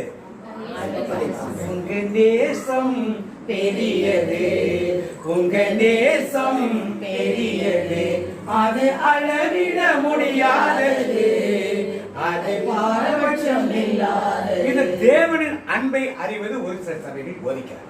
நல்லது இல்லைன்னு நான் சொல்றேன். இது தேவன் காட்டுகிற அன்பு. அதுக்கு அடுத்ததுல நம்ம படிக்க வேணா நேரா சொல்லு. 10 காசு உள்ள பெண் வெள்ளி காசு ஒரு வெள்ளி காசு காணாமல். அவள் விளக்கை ஏற்றி வீட்டை பெருக்கி அந்த காசை கேடி கண்டுபிடிக்கும் அளவுக்கும் வேலை செய்யும். அதை கண்டுபிடித்தவன் என்ன செய்கிறாள்? பக்கத்தில் உள்ளவங்களா கூப்பிட்டு என்ன பண்ணா காணா போற இந்த காசை நான் என்ன பண்ணேன் கண்டுபிடிச்சேன். என்ன தெரிஞ்சு கொண்டிருக்கிறது? இந்த உமை அடிக்கடி வாசிக்க கேட்டிருப்பீர்கள், பிரசங்கங்களை கேட்டிருப்பீர்கள். என்ன தெரிந்து கொள்கிறது? சொல்லுங்க. மகிழ்ச்சி வரும். கரெக்ட். என்ன மகிழ்ச்சி வருதுன்னா முக்கியம். ஒரு பெண் 10 யூதர்களிடத்தையே 10 வெள்ளி காசுனா ஒருவன் வந்து ஒரு பெண்ணை நிச்சயதார்த்தம் பண்ண வரப்ப நம்ம ஊர்ல பூ வைக்கிறாங்கன்னு சொல்ற மாதிரி 10 வெள்ளி காசை கொடுத்துருப்போம். மனவாழ்வு பெண்ணை பார்த்து பிடிச்சிருக்கு, பிடித்திருந்தாலும் அந்த பெண் வாங்கிக்கலாம், பிடிக்கலாம் எனக்கு வேண்டாம் திருப்பி கொடுத்துடலாம். வாங்கி வச்சுதான் அவன் போய் வீடு வாசல் துறவு கல்யாணத்தோட ஏற்பாடெல்லாம் பண்ணிட்டு ஒரு நாளைக்கு முன்னால தான் வருவான், இல்லை 10 நிமிஷத்துக்கு முன்னால தான் வருவான். வர்றப்ப முன்னால நண்பன் இதோ மனவாளன் வருகிறா அப்படின்னு சொல்லுவோம். அதான் யூதருடைய பழக்கம். அவன் இன்னும் 40 வெள்ளிக்காசு சம்பாதிச்சு இந்த பெண்ணிட்ட கொண்டாந்து கொடுக்கணும், அப்பதான் திருமணம் நடக்கும். அவன் வர்றப்ப இந்த 10 வெள்ளிக்காசை பத்திரமா என்ன பண்ணிருக்கோம், இல்லைன்னா அவன் திருமணம் செய்ய மாட்டான்.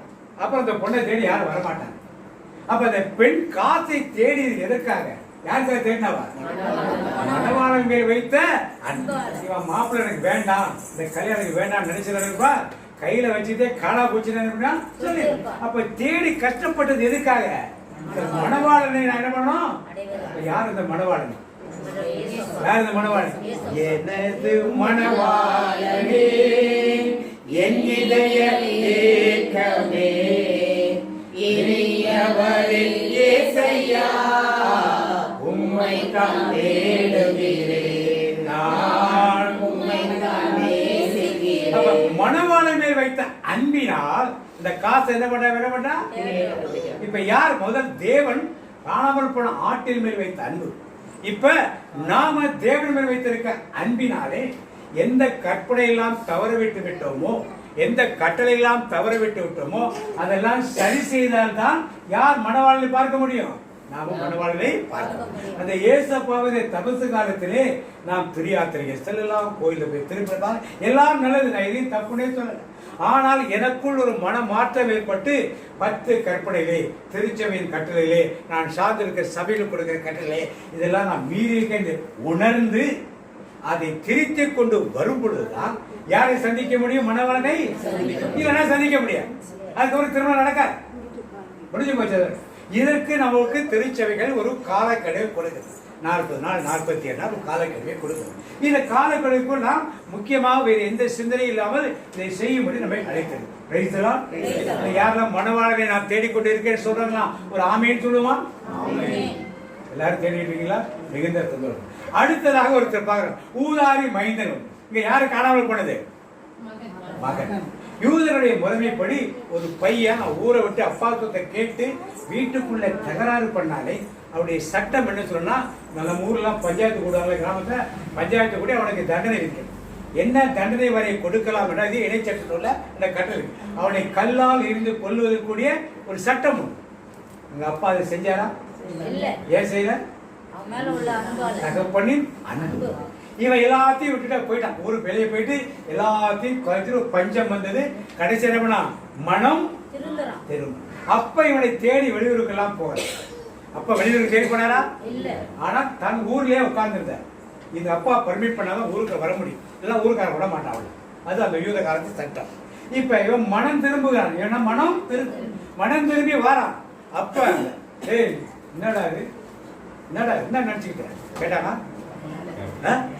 கேட்டானா? அவன் வந்து சொல்ல, அப்பா உனக்கு முன்னாலும் பரவத்துக்கு முன்னாலும் என்னை மன்னின்னு சொன்னானா? அப்பாக்கார என்ன சொன்னான்? ஒண்ணுமே பேசுறவனா, கட்டி பிடிக்கிறவனா, என்ன வாசம் இருந்துச்சவன்ட்ட? தகப்பனுடைய அன்பு எப்படிப்பட்டது? மகனுடைய மனமாற்றம் எப்படிப்பட்டது? இப்படி நாம் மனம் மாதிரி இந்த காலத்தில் வந்தால் என் தகப்பனுடைய அன்பு, அங்க முதல்ல தகப்பனுடைய அன்பு மட்டும், இரண்டாவது பெண்ணினுடைய மனவாளனுக்காக நிற்கிற காரியம். இங்க மனமாறிய மகனும் தகப்பனின் அன்பும் ரெண்டும் ஒன்னா சேரும். இப்ப என்ன, ஒரு பக்கம் பாவம், இன்னொரு பக்கம் அன்பு, ரெண்டு ஒன்னா சேருதா? பாவம் ரெண்டு ஒன்னா சேருதா? எப்ப சேருது? மனமாற்றம். இந்த மனமாற்றம் தான் தபசு காலத்தில் முக்கியமைய.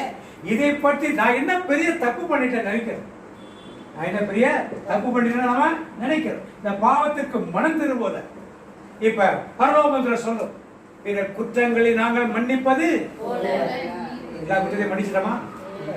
மன்னிக்கலாம். நம்ம குற்றங்கள் என்னாகாது, மன்னிக்கலாம். ஒவ்வொரு முறையும் சொல்லுகிறோம். சொல்லி என்னத்துக்கு? கத்தோலிக்க நமக்கு பதில ஒரு ஜெபமாலை சொன்னா 7 பரலோகத்துல சொல்றோம். ஆனா ஒரு பரலோகத்துல என்ன சொல்லுது? பிறர் குற்றங்களை நீங்கள் மன்னிப்பது. மத்தேயு நற்செய்தி 6ஆம் அதிகாரம் ஃபுல்லாவே மன்னிப்பை பற்றி ஃபுல்லா ஆண்டவர் எழுதுறார். 6ஆம் அதிகாரம் 14ஆம் வசனம் பாத்தீங்க, மத்தேயு 6:14. மனுஷனுடைய தப்பிதங்களை நீங்கள் அவர்களுக்கு மன்னித்தால் உங்கள் பரமபிதா உங்களுக்கும் மன்னிப்பார். மனுஷனுடைய தப்பிதங்களை நீங்கள் அவர்களுக்கு மன்னியாதிருந்தால் உங்கள் பிதா உங்கள் தப்பிதங்களையும் மன்னியாதிருப்பார். அப்ப என்ன சொல்றாரு ஆண்டவர்? எங்க போச்சு கிரேஸ்? சூப்பர் கிரேஸ் எங்க போச்சு? Hyper grace. நீங்கள் பிறருடைய குற்றங்களை மன்னிக்காவிடில் என்னது? உங்கள் குற்றங்களை மன்னிக்கப்பட போறது. இதைத்தான் ஆண்டவர் கற்றுக் கொடுத்த ஜெபம், ஆண்டவர் கற்றுக் கொடுத்த வழி இது. இந்த வழியை விட்டுட்டு நாம் என்ன பண்றோம்? அவன் பேச மாட்டான், இவன் பேச மாட்டான், அவன் சண்டை போடான், இவன் சண்டை போடான்னு சொல்லிக்கிட்டு உட்கார்ந்து இருக்கும். ஒரே ஆலயத்தில் ஒரே சர்ச்சில் கணவன் ஒரு பக்கம் வந்து நற்கரணை வாங்க வரார், மனைவி ஒரு பக்கம் நடக்க வரார், 2 பேரும் பிரிஞ்சு வாழ்றார். ஆனால் சமாதானம் எல்லாம் சொல்லிக்கிறார். எப்படி அதெல்லாம் உணவாகும்? கிராமத்துக்கு கூட ஒரு கேள்வி கேட்டு ஒருத்தவே பேங்க்ல 1 கோடி ரூபாய் பழிச்சு வந்துட்டான். போய் ஃபாதர்கிட்ட பார்த்துட்டு 1 கோடி ரூபாய் சொல்லி 10 அடி சொல்லி போயிட்டான். அவன் பாவம் மன்னிக்கப்பட்டதா?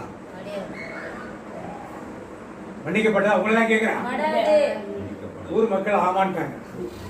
அடுத்த முறை அவன் செய்யாம இருந்தா போதும். அப்புறம் அடுத்த கேள்வி கேட்டேன். ஒரு கணவனை மனைவி வீட்டை விட்டு கட்டி விட்டான். ஃபாதர்கிட்ட போய் சொல்லி மன்னிப்பு கேட்டான். ஓகே, 10 பரலமந்திரம் சொல்லிட்டாரு. அதெல்லாம் முடிஞ்சு போச்சா? எப்ப முடியும்? இது தேவன் கற்றுக் கொடுத்த அந்த மன்னிப்பு நமக்குள்ள வரணும். அது வராமல் என்ன எந்த திருச்சபையா இருந்தாலும் இந்த மன்னிக்கும் மனப்பான்மை இல்லை அப்படின்னாலே அங்கே தேவனுடைய பிரசனம் இல்லாமல் போய்விடும். நான் கரெக்டா தெரிஞ்சுக்கணும். தேவ பிரசனம் நம்மளை விட்டு போகிறதுக்கு விட்டுறக்கூடாது. மன்னிக்கும். அதான் பிதாவே இவர்களை என்ன பண்ணுங்க? யார மன்னிச்சாரு? அவனை சிறுவையில் அரைஞ்சவன, ஆணியால் அரைஞ்சவன, சாட்டையால் அடிச்சவன, முள்முடி சூட்டவன, முதுல 40 அடி அடிச்சவன, காரி துப்புனவன், காரி மீற புடுங்கினவன், கன்னத்தில் அரைஞ்சவன், பிலாத்து உள்ள மற்ற எல்லாரையும் இவனை சிறுவையில் அறியும் ஒளிகேட்டு கத்துறவன், தலைமை சங்கத்தால் தலைமை குருக்கள் எல்லாரையும் மன்னிச்சாரு. காட்டி கொடுத்த யூதாஸ், மறுதளித்த பேதுரு, ஓடி போன அப்போஸ்தலர்கள் எல்லாரையும் மன்னிச்சார் இல்லையா? அவர் கற்றுக் கொடுத்தப்பா. இது எல்லா சபைகளுக்கும் பொருந்தும். எந்த சபைக்கு பொருந்தாதான் கிடையாது. எல்லா சபைக்கும் இது பொருந்தும். நீங்க எந்த சபைக்கு போனாலும் தெரியும், இது பொருந்தும். அப்ப இதை நாம் கடைபிடிக்காமல் நமக்கு பாஸ்டர் முக்கியம், ஃபாதர் முக்கியம், பிஷப் முக்கியம், ஆயர் முக்கியம், தலைமை போதர் முக்கியம், மூப்பர்கள் முக்கியம். அவர்களுக்கு நாம் சேவை செய்து கொண்டிருந்தால் ஆண்டவருக்கு யார் சேவை செய்யும்? இன்னைக்கு இந்த சமாதானம் குடும்பங்கள் ஏன் வரவில்லை என்றால் மன்னிக்கு மனப்போக்கு நம்ம இடத்துல மங்கிக்கிட்டே இன்னைக்கு போய்கொண்டு ஒரு சில சபைகள் பாவங்களை எடுத்துரைக்கிறார்கள். ஆனா அதை கேட்கறது மக்கள் ரெடியா இல்ல. கேட்கறது மக்கள் என்ன, நாங்க பெரிய பாவம் பண்றோமா கேட்கறது இருக்கா? ஒரு சில பேர் பாவத்தை குறித்து பேசினாலே அந்த பாஸ்டர்டையோ அந்த ஃபாதர்டையோ யாரும் என்ன பண்ண மாட்டாங்க, அவர் மெசேஜ் கொடுக்கறா போக மாட்டாங்க. ஏன்? அவர் பாவத்தை குறித்து எடுத்து வைக்கிறான்னு. அப்படிதான் யாரு பெரிசியும் துருக்கியா இருப்பான் பவுல் இந்த பிரசங்கம் மட்டும் இச்சை அடக்கத்தை பத்தி பேச ஆரம்பிச்சு 2 பேரும் என்ன பண்ணாங்க, போதும் நிப்பாட்டு, நாங்க இன்னொரு நாளைக்கு வரோம்னு சொல்லி ஓடி போயிட்டாங்க. பாவத்தை குறித்து பேச அதெல்லாம் இருக்க முடியும். அது மாதிரிதான் இன்னைக்கு நாம் திருச்சியோட மக்கள் பரவேறு மத்திய நட்சத்திரம் சொல்றார் 5:9 சொல்லுங்க பாத்தீங்க. சமாதானம் செய்வோர் பேர் பெற்றோர் 5:9. சமாதானம் பண்ணுகிறவர்கள் பாக்கியவான்கள், அவர்கள் தேவனுடைய புத்திரர் எனப்படுவார்கள். இப்ப சமாதானம் செய்வோர் யாருடைய பிள்ளைங்க? செய்யாதவங்க நாம் தான் முடிவு. 5:43 வாசிங்க. அதுல அடுத்தது, உனக்கு அடுத்தவனை சிநேகித்து உன் சத்துருவை பகைப்பாயாக என்று சொல்லப்பட்டதை கேள்விப்பட்டிருக்கிறீர்கள். அது பழைய நியாயப்பிரமாணம். நான் உங்களுக்கு சொல்கிறேன், என்ன சொல்றாரா? உங்கள் சத்துருக்களை சிநேகியுங்கள். என்ன செய்யணுமா? எல்லாரும் சொல்லுங்க, சத்துருக்களை முடியுமா? இதான் ஆண்டவர் கற்றுக் கொடுக்கிற பாடம். இதான் செய்தால் நாம் எப்படி இருப்போம் அடுத்து தெரியும். நீங்கள் தபசு காலத்தில் செய்து பாருங்கள். அடுத்து வார்த்தை, உங்களை சபிக்கிறவர்களை ஆசீர்வதியுங்கள். சபிக்கிற என்ன பண்ணுங்க முடியுமா? ஆண்டு நான் கற்றுக் கொடுத்து யார் கற்றுக் கொடுத்து பாடாது ஆண்டு. இதை செய்யும் பொழுதுதான் நம்மை பார்த்தா கிறிஸ்து அவன் என்று சொல்ல முடியும். உங்களை பகைக்கிறவர்களுக்கு நன்மை செய்யுங்கள், பகைக்கிறவர்களுக்கு நன்மை செய்யுங்கள். அப்பொழுது உங்களை நிந்திக்கிறவர்களுக்காகவும் உங்களை துன்பப்படுத்துறவர்களுக்காகவும் ஜெபம் பண்ணுங்கள். இப்படி செய்வதனால் நீங்கள் பரலோகத்தில் இருக்கிற உங்கள் பிதாவுக்கு புத்திரராய் இருப்பீர்கள். யாருக்கு புத்திரராப்போமா? இதெல்லாம் செய்யறேன்னா நீங்களே முடிவு பண்ணி யாருடைய பிள்ளைகளா இருக்கு. அடுத்ததாக நான் இதை பத்தி பேசுறப்ப இந்த அடுத்து எப்படி மனம் திரும்புதல் எப்படி இருக்குங்க. இன்னொரு ஓமை உங்களுக்கு சமாரி ஓமை தெரியும். ஒரு எரிசல வந்து எரிக்கோவுக்கு போயிட்டு இருந்தான். அவங்க பிறப்பா கழுவரை அடிச்சு போட்டாங்க. ஒரு குருவும் லேவியும் வந்தா அவங்க பார்த்துட்டு போயிட்டாங்க. அப்படியே அடுத்ததாக ஒரு சமாரி வந்து கட்டு போட்டாங்க. இப்ப ஒருத்தன் காயப்பட்டு அடிபட்டு கிடக்கானா காயப்பட்டவன் ஒருவன். யாரு காயப்படுத்தியது? பல பேர் அவனை காயப்படுத்தி இருக்கிறார். படிச்சிருக்காங்களா? காயப்பட்டவன் காயப்படுத்தியவர் பல பேர். அடுத்தது கண்டும் காணாமல் 2 பேர் போனாங்களா? கண்டு காணாமல் போனது எத்தனை பேரு? காயம் கட்டினான் ஒருத்தர் வந்து யாரதான் சமாளி. எத்தனை பேரு? ஒருத்தர். இப்ப உங்களை எத்தனை பேர் காயப்படுத்தி இருக்கிறார்கள்? அவனை காயப்படுத்தினாங்க இல்லையா? உங்களை எத்தனை பேர் சொல்ல காயப்படுத்த கத்தி வச்சு குத்துறதெல்லாம் சொல்லல. வார்த்தையினாலே மனசினாலே செய்கிறாரு. ஒண்ணு இல்ல பேசிட்டு அப்படின்னு என்ன அர்த்தம்? நீ பேசுறத நான் கேட்கணும் இல்ல, தலையை திருப்பிடால என்ன அர்த்தம்? அதையே காயப்படுத்துறதா ஒருத்தர் பேசிட்டே டக்குனு எஞ்சி போனோம்னா காயப்படுத்து. இப்படி எத்தனை பேரை காயப்படுத்தி இருக்கிறோம்? ஒருத்தர் காயப்பட்டு கடக்கிறான் கீழே, ஒருத்தர் காயப்பட்டு கடக்கிறான். எத்தனை பேர் உங்களை காயப்படுத்தி இருக்கிறார்? இப்ப காயப்பட்டது அதிகமா காயப்படுத்துறது அதிகம்? பேச மாட்டீங்க. படுத்துறது அதிகம், காயப்பட்டது அவருக்கு ஒவ்வொருத்தருக்கும் ஒண்ணு இருக்கும். காயப்பட்டது அதிகமா இருக்கலாம், காயப்படுத்துறது கம்மியா இருக்கும். நிறைய பேச பேச காயப்படுத்திக் கொண்டே பேசாம இருந்தா காயப்படுத்துறது குறைவா. இப்ப இந்த உபவாச நாட்கள் பேசாம இருக்கிறது காயப்படுத்துறாங்க. அப்ப இந்த தபசுகத்தை என்ன செய்ய போறோம்? என்னை காயப்படுத்தியவர்கள் நான் என்ன செய்ய போறோம்? மன்னிக்க போறோமா இல்லையா? மன்னித்தால்தான் தபசு காலத்துல ஒரு அர்த்தம். இல்லைன்னா இதெல்லாம் ஒரு 10-11 விழாக்கள் மாதிரி அப்படியே போயிடும். கிராமத்து மக்கள் ஒரு செவனை கேட்டேன், இந்த உபவாச நாட்கள் துக்க நாளா, வெறுப்பான நாட்களா, சோதனை நாட்களா, ஒரு 4-5 சொல்லி மகிழ்ச்சியான நாட்கள். யாருமே மகிழ்ச்சியான நாள்னு சொல்லல, எல்லாரும் துக்க நாள் வருது, கஷ்டி நாள் வருது, வேதனையின் காலம் வருது. ஏன்னு கேட்டா ஆண்டவரால் ஏசப்பா சிறுகைப்பாரு அதை எப்பயோ முடிச்சிட. உனக்கு என்ன காலம் பண்றது? நீ ஜெபம் பண்ற, உபவாசம் பண்ற, தான தர்மம் பண்ற, இது உனக்கு மகிழ்ச்சி கிடையாதா? இதுதான் துக்கமா உனக்கு? ஒரு காலத்துல ஒரு 60 வயசுக்கு மேல உனக்கு தெரியும், சாமி அந்த கருப்பு ட்ரெஸ் போடுவாங்க தபசுகாரம். இப்ப யாரா போடுறாங்களா? திருச்சபை இந்த கண்ணோட்டத்தை மாத்தி 60 வருஷம் ஆச்சு. 2வது காலகட்டத்துல 65 முடிஞ்ச காரியம் இந்த மக்களுக்கு போய் என்ன இல்ல ரீச் ஆகவே இல்லை. இன்னும் துக்க காலம் வச்சு உட்காந்துருக்காங்க. அப்ப நீங்க காயப்படுத்தினவர்களை என்ன பண்ணணும்? அப்பதான் தபசு காலம். நீங்கள் யாரை காயப்படுத்துகிறீர்களோ அவர்கள் என்ன கேட்கணும்? ரெண்டு செய்வீங்களா? நாம சொந்த முயற்சியால பண்ண முடியாது, நானும் பண்ண முடியாது சொந்த முயற்சி. ஆண்டோட அருள் அதுதான் நமக்கு கிடைக்கும். அவன் மனம் திரும்பி வந்தான், தகப்பன் என்ன பண்ணா? ஆண்டு தேடி வந்திருக்கிறார். தபசு காலத்திலே ஆண்டு எந்தெந்த பாவங்களை தேடி வருவான்னு தேடி காத்துக் கொள்ளுறேன். இந்த காலத்தில் கூட மன்னிக்க முடியவில்லை என்று சொன்னார். நான் என்ன பெரிய கிறிஸ்தவன், நான் பெரிய கோயிலில் போறப்ப எனக்கு பெரிய பொறுப்பு, மூப்பர் என்ற பொறுப்பு, பாஸ்டர் என்ற பொறுப்பு, ஃபாதர் என்ற பொறுப்பு, சிஸ்டர் அருட்சகோதரர் என்ற பொறுப்பு, இன்னுமாக வின்சென்ட் பால் தலைவர், அன்பிய தலைவர், அன்பிய பொறுப்பாளர், இது வேற இருக்கு, மாதாசம் இருக்கு, மரியாதை இருக்கு, எல்லாத்துலையும் நான் இருக்கிறேன். ஆனா நான் யாரும் என்ன பண்ணல, காட்டி மன்னிப்பு கேட்க நான் ரெடியாவே. இன்னும் அடுத்த 3வது கேட்டு குருவும் அவரும் போனாங்க. என்ன பண்ணாங்க? லேவியர் போனா என்ன பண்ணாங்க? விலகி கண்டும் காணாமல் போனார்கள். நாம போயிருக்குமா?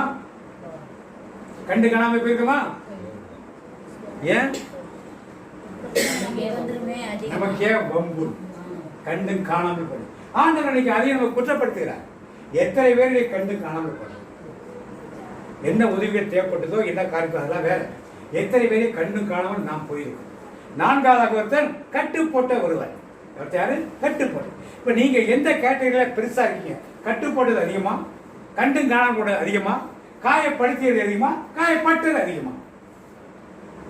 கேள்வி புரியுதா? புரியலையா? எது அதிகம்? காயப்பட்டதுதான் அதிகம். பிறகு ஒரு ஆமீன் சொல்லுவா. காயப்படுத்தியதான் அதிகம் சொல்லலாம். ஒரு ஆமீன் சொல்லுவா. எந்த காலகட்டம்னு இருக்கும். இன்னைக்கு ஒரு நாள் வாழ்நாள் சொல்லலாம். எல்லா கேட்டகரியிலும் இருக்கு. கண்டு காணாம போனதான் அதிகமா இருக்குன்னு சொல்ற ஒரு ஆமீன் சொல்லுமா? சரி, உங்ககிட்ட கட்டு போட்டது அதிகம்னா நல்ல சந்தோஷம். இன்னும் நிறைய கட்டுகள் போடுவோம். கண்டு காணாதவர்களை மீண்டும் நாம் என்ன பண்ணுவோம்? சந்திப்போம். அதனால இந்த உபவாச நாட்களிலே இப்படி ஒரு மனம் திரும்புதல் நமக்குள் வரும்போதுதான் ஆண்டோட வார்த்தை வழியாக நாம் மனம் திரும்புதல் வரும்போதுதான் அது ஒரு உண்மையான மனம் திரும்புதலாக இருக்கும். இல்லை என்றால் ஒரு சடங்கு ஆச்சாரியங்களாக எல்லாம் மாறிப்போம். இன்னைக்கு பல சபைகளில் இன்னைக்கு சடங்குகளாக மாறிவிட்டோம். ஒரு ஊர்ல பேர், எங்க ஊர்ல முன்னால 1 மணி நேரம் முன்னாடி ஃபாதர் சிலுப்பாரு. இப்போ வந்து 25 மினிட்ஸ்க்குள்ள முடிக்கணும். அது என்ன பண்ணுவோம்? எழுதி அங்க ஒரு உதவி பங்கியத்தின்னு ஒருத்தர் இருக்காரு. அவருக்கு தான் டிங் டிங் டிங் டிங் எல்லாத்தையும் அடிச்சுட்டு 4 வரி டக்கு அவாசிப்பாங்க. அன்னைக்கு பார்த்தா 22 நிமிஷம் முடிச்சிட்டாங்க. 14 சரத்து 22 நிமிஷம் முடிச்சிட்டாங்க. அதாவது பரவாயில்ல. விழுப்புரம் பொறுத்த அணியகிரி ஒரு கிராமத்துக்கு ஒரு ஃபாதர் கூப்பிட்டு இருந்தாரு. போயிடணும். அது போறப்ப 6 மணிக்கு ஆரம்பிக்கிறாங்க. 6 மணிக்கு போயிக்கிறப்ப கொஞ்சம் வெயிட் பண்ணி சிலுவப்பாறை சேர்ந்தேன். ஏன் பாரு முதலே சொல்லி ஒரு 5:30 மணிக்கு ஆரம்பிச்சிருக்கேன் அப்படின்னாரு. இல்ல ப்ரோ, டோன்ட் வெயிட், 10 மினிட்ஸ் தான் அப்படின்னாரு. 10 நிமிஷம் முடிச்சிட்டாங்க. அப்படியே போனாங்க. நான் பிடத்தான் நின்றுட்டு இருக்கேன். அப்படியே ஒன்று முதல் தர 2வது போனாங்க. ஒரு சுத்தி நான் ஒரு தரத்து 1 நிமிஷம் 15 நிமிஷம் ஆயிருக்கணும். எல்லாமே ஹாட் வெளியே விற்கிறாங்க. இன்ஸ்டன்ட்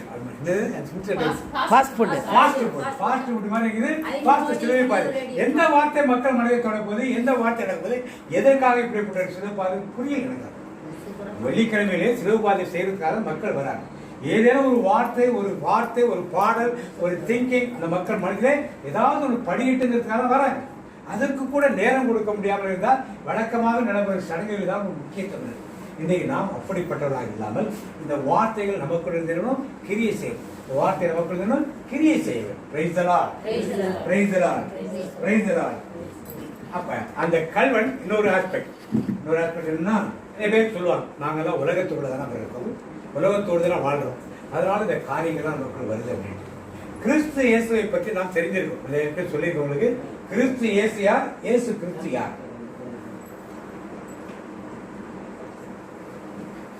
ரெண்டு வருதுல பைபிள்ல பவுல் ஒரு 60 இடத்துக்கு மேல சொல்றார். கிறிஸ்து இயேசுன்னு சொல்றார், இயேசு கிறிஸ்துன்னு சொல்றார். யார் இந்த கிறிஸ்து இயேசு? யார் இந்த கிறிஸ்து இயேசு? யார் இந்த இயேசு கிறிஸ்து? உலக தோற்றத்துக்கு முன்னே இருக்கிறவர் யாரு? சுதனாகிய கடவுள், மகனாகிய கடவுள், குமாரனாகிய கடவுள் கிறிஸ்து இயேசு. அன்னை மரியாதை வயிற்றில் பிறந்து வந்து உலகத்தில் வந்து நமக்காக மரித்து அடக்கம் பண்ணப்பட்டு உயிர் திறந்து போனவர் இயேசு கிறிஸ்து. நல்லா பைபிளை படிங்க. எபேசியர், பிலிப்பியர் எல்லாம் படிச்சீங்கன்னா ரெண்டுமே மாறி மாறி வரும். இந்த கிறிஸ்து இயேசு உலக தோற்றத்துக்கு முன்னாலேயே ஒரு டிவைன் டிஸ்கஷன் நடக்கும். பிதாவானவர் மனுக்குலத்தை படைப்போம்னு சொல்ற பைபிள் ரிலேட்டட் வார்த்தைகளா இருக்கு. இப்ப சொல்ல முடியாது, உங்களுக்கு டைம் எடுக்கும். படைப்போம்னு சொல்றப்ப ஆவியானவர் சொல்லுகிறார், நீங்க தேவதூதர்களே தப்பு பண்ணாங்கன்னு விட மாட்டேன்ட்டீங்க, தண்டிச்சிட்டீங்க. மனுஷர்களை தப்பு பண்ணிட்டு தண்டிச்சிட்டீங்கன்னா ஒரு கடவுள் என்பவர் தண்டிக்கிறவங்க எல்லாரும் ஆயிடும், அதான் வேண்டாம் அப்படிங்கிறார்.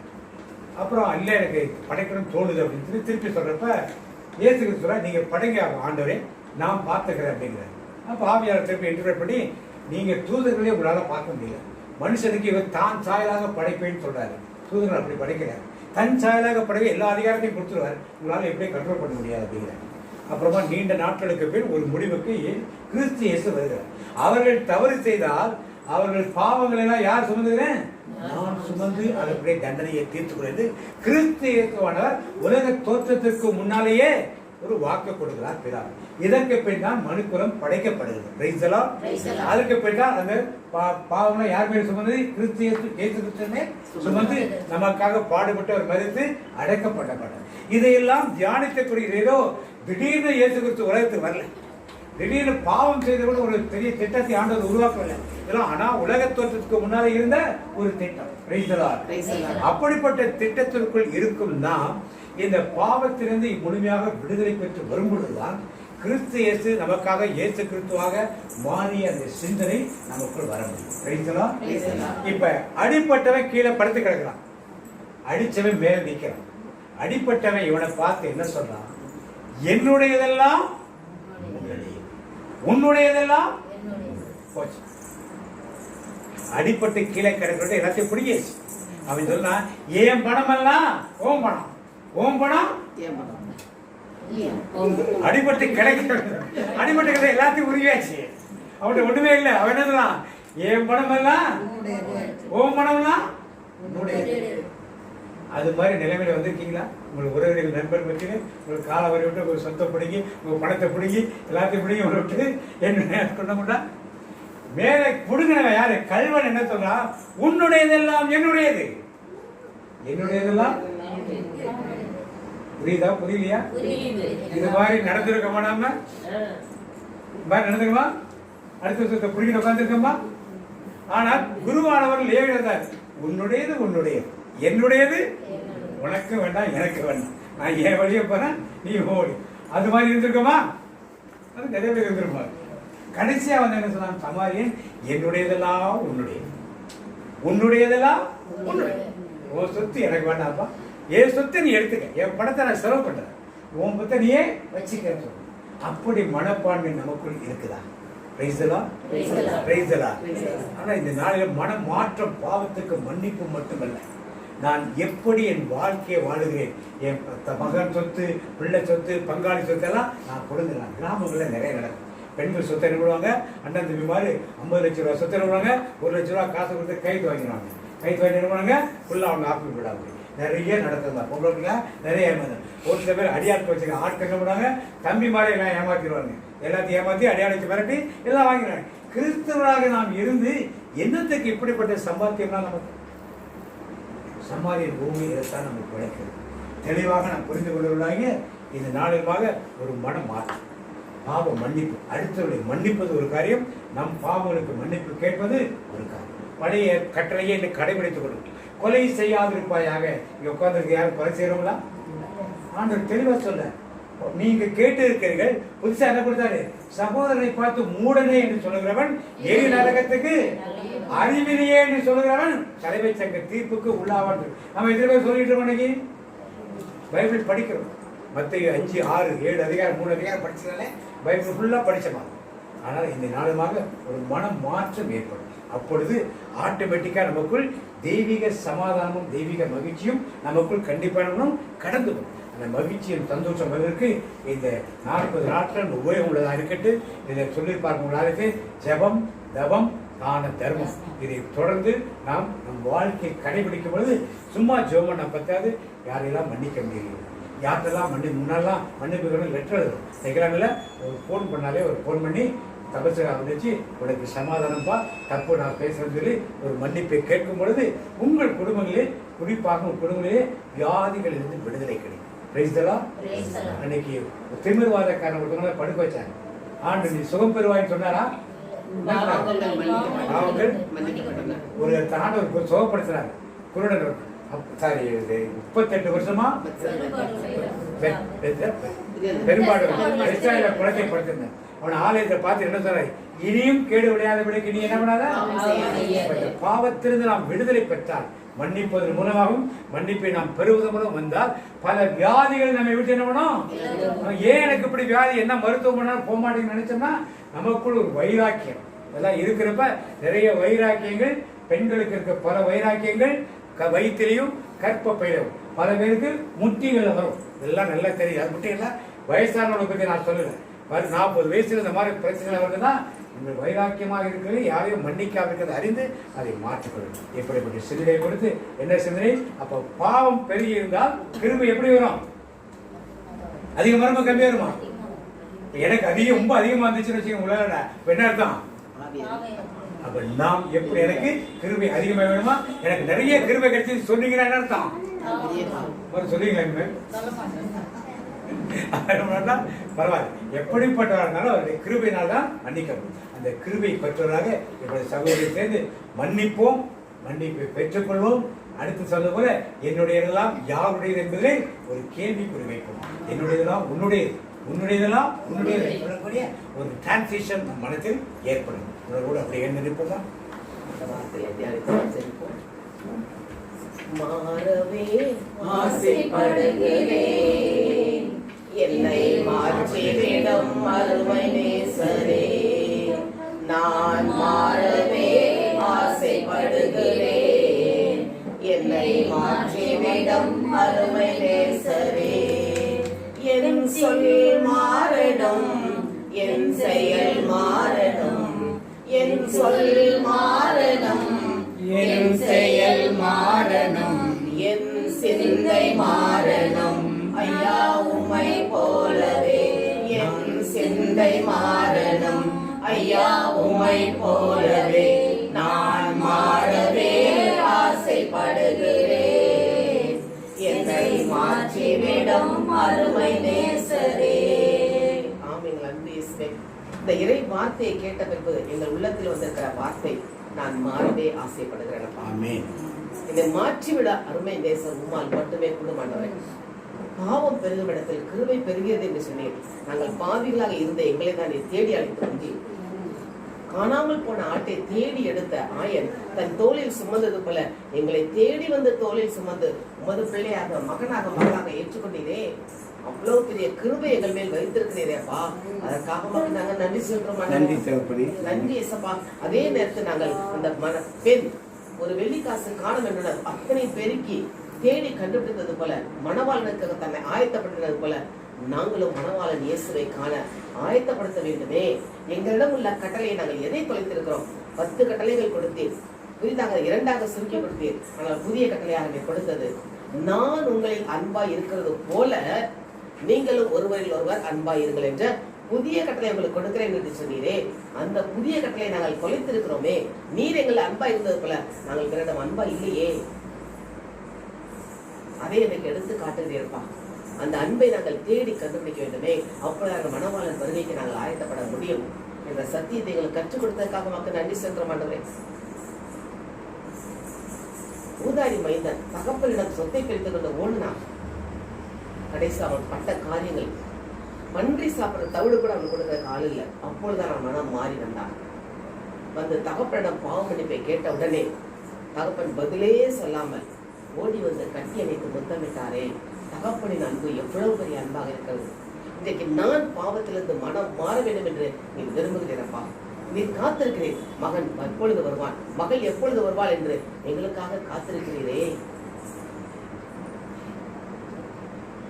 இருக்கரம் பிரித்தவராய், இதயத்தை திறந்தவராய், இருக்கரம் பிரித்தவராய், இதயத்தை திறந்தவராய், இறைவன் அழைக்கின்றார், இனியும் தாமதமே. ஆம் தகப்பனே, எங்களை அழைக்கிறீரே. வருவாயா என் மகனே, என் மகளே, உன் இதயத்தில் எனக்கு இடம் தருவாயா என்று கேட்கிறீரப்பா.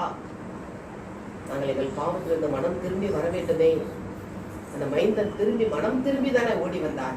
அந்த மனம் மாற்றம் எங்களுக்குள் வேண்டும் என்று எதிர்பார்க்கிறீரப்பா. நாங்கள் எதிலிருந்து மனமாற்றம் பெற வேண்டும்? அந்த சமாரிய ஊமையில் கொடுத்தது போல யாரை நாங்கள் காயப்படுத்தி இருக்கிறோமோ அதிலிருந்து எங்களுக்கு மனம் மாற்ற வேண்டும். எங்களை காயப்படுத்துகிறவர்களை நாங்கள் மன்னிக்க வேண்டும். கண்டும் காணாமல் சென்ற நேரத்துக்காக நாங்கள் மனம் வருந்தி மன்னிப்பு கேட்க வேண்டும். அந்த சமாரியனை போல அது ஓடி வந்து அடிபட்டு கிடந்தவனுக்கு ஓடி வந்து உருகி மனதுருகி உதவி செய்வது போல அந்த உதவி செய்யும் மனப்பான்மை எங்களுக்கு வேண்டும். ஆண்டவரே, இதைத்தானே நாங்கள் நீர் எங்களிடம் எதிர்பார்க்கிறேன். அப்பொழுது நீர் எங்களில் அன்பா இருந்தது போல நாங்கள் ஒருவர்கள் அன்பா இருக்க முடியும். இதுவரை எங்களை எவ்வளவு கிருபையினாலும் வல்லமையினாலும் எங்களை வழிநடத்து பாதுகாத்து வருகிறீரே. நாங்கள் வாசிக்கிறது போல ஒவ்வொரு நாளும் அந்த கிருபை புதிதா இருக்கிறதே. ஒவ்வொரு நாளும் புது புது கிருபையால் எங்களை நிரப்பி வருகிறீர். ஆனால் நாங்கள் பாவத்திலிருந்து விலகாமல் அதே உழன்று கொண்டிருந்தால் எவ்வளவு துக்கப்படும். எங்களுக்காக காத்திருப்பீரே, எப்பொழுது என் மகன் வருவான் என்று. அப்படியாக இல்லாமல் நாங்கள் மேலோக்கி வரக்கூடிய வல்லமை எங்களுக்கு தாருமானவரே. மனம் திரும்புதற்குள்ள காரியங்களை நாங்கள் செய்ய எங்களுக்கு கற்றுத் தந்தீரே. அதை இப்பொழுதே நாங்கள் செய்ய ஆரம்பிக்க எங்களுக்கு உதவி செய்யுமாப்பா. எங்கள் சொல் மாறணும், எங்கள் செயல் மாறணும், எங்கள் சிந்தை மாறணும். இயேசுவே உம்மை போலவே இயேசுவின் சிந்தை, கிறிஸ்து இயேசுவின் சிந்தை எங்கள் ஒவ்வொருவருக்கும் இருக்க வேண்டுமே. இந்த தவக்காலத்தை அதற்காக கொடுத்திருக்கிறீரே.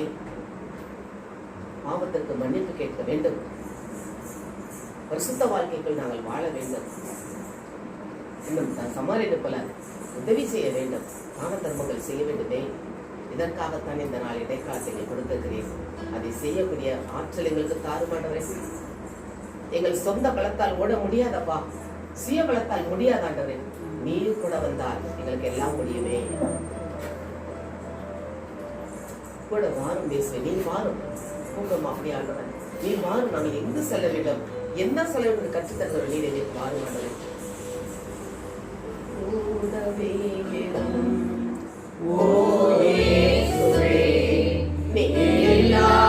நான் வாழ முடியாது, என் பக்கத்திலே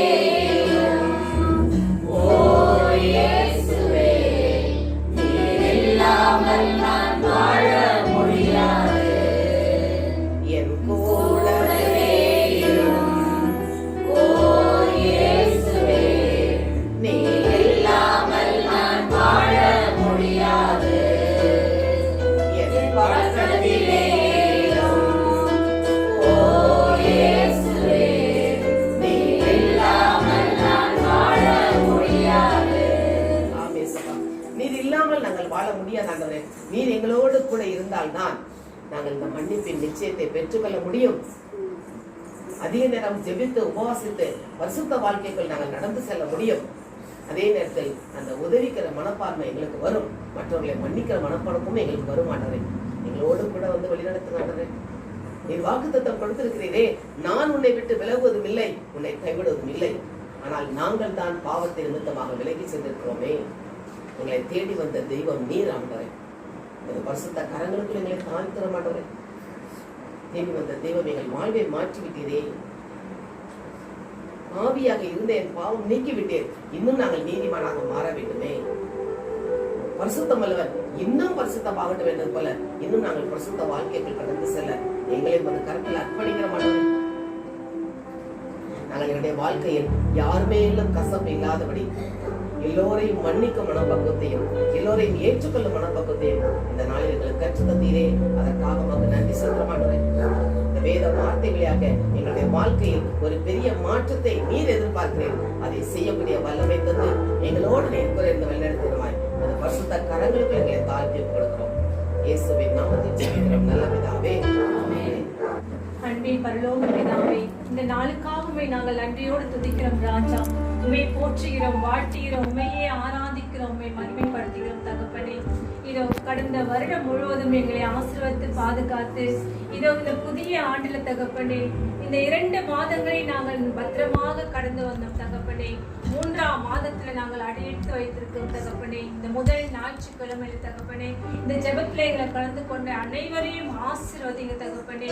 உங்களுடைய பாடுகளையும் மன்னிப்பையும் தகப்பனே இந்த வேளையில நாங்கள் தியானித்தோம் அப்பா. பிறரை நாங்கள் மன்னிக்க நல்ல சமாரியனை போல நாங்கள் வாழ கிருபை தாருங்க தகப்பனே. ஒருவருக்கு ஒருவரை நாங்கள் அன்பு செய்ய, ஒருவருக்கு ஒருவர் நாங்கள் உதவி செய்ய தகப்பனே கிருபை செய்யும் ஆண்டவரே. நான் பெரியவன் நீ சிறியவன் என்ற அந்த ஒரு மன இது எங்களுக்குள்ள இருக்காமல் எந்த ஒரு கசப்பும் இல்லாமல் தகப்பனே அப்பா எங்களை அவர்களை நாங்கள் ஒரு சகோதரத்துவத்தோடு தகப்பனே மன்னிக்க அப்ப பிரதர் சொன்னது போல இந்த வார்த்தைகளை நாங்கள் எங்கள் உள்ளத்துல பதிய வைத்து தகப்பனே இந்த ஜெபம் எங்களுக்கு ஒரு நல்லதொரு பிரயோஜனம் உள்ளதாய் இந்த தவ காலத்துல இந்த முதல் முறையாக நடந்த ஜெபம் எங்களுக்கு ஒரு பயன் தரக்கூடியதா இருக்க கிருபை தாருங்க ஆண்டவரே. ஆசீர்வதிங்க, பலப்படுத்துங்க அப்பா. நாங்க நீ பிறரை மன்னித்தால் தான் நான் உன்னை மன்னிப்பேன் என்று எங்கள் ஆண்டவராக இயேசு கூறினாரே ஆண்டவரே. அதே போல ஆண்டவரே நாங்களும் பிறரை மன்னித்து ஒற்றுமையோடு நாங்கள் வாழ எங்களுடைய எல்லா குற்றங்களை பாவங்களை அறிக்கையிட்டு தகப்பனே இது இந்த தவ காலத்தை ஒரு பிரயோஜனம் உள்ள ஒரு தவ காலமாக நாங்கள் பயன்படுத்த கிருபை தாருங்க. ஆசீர்வதிங்க சகோதரரை, ஆசீர்வதிங்க. அவர் செல்லும் இடமெல்லாம் அவருடைய பணி தொடர எத்தனையோ ஆத்துமாக்களை அவர் தகப்பனே உம்முடைய ஆன்மாவுக்குள்ள இணைத்து கொண்டிருக்கிறார் ராஜா. அவருக்கு நல்ல உடல் சுகத்தை கொடுங்க, ஆன்ம சுகத்தை கொடுங்க ராஜா. அவருக்கு தகப்பனே அவர் செல்லும் இடமெல்லாம் அநேக மக்களை அவர் மனமாற்ற கிருபை தாருங்க. சகோதரி ஆசீர்வதிங்க, அவருக்கு நல்ல உடல் சுகம் கொடுங்க, ஆன்ம சுகத்தை கொடுங்க.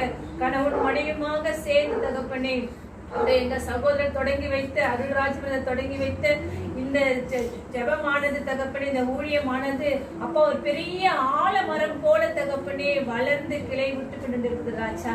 அதற்காக உமக்கு நாங்கள் மீண்டுமாக நன்றி செலுத்துறோம் தகப்பனே.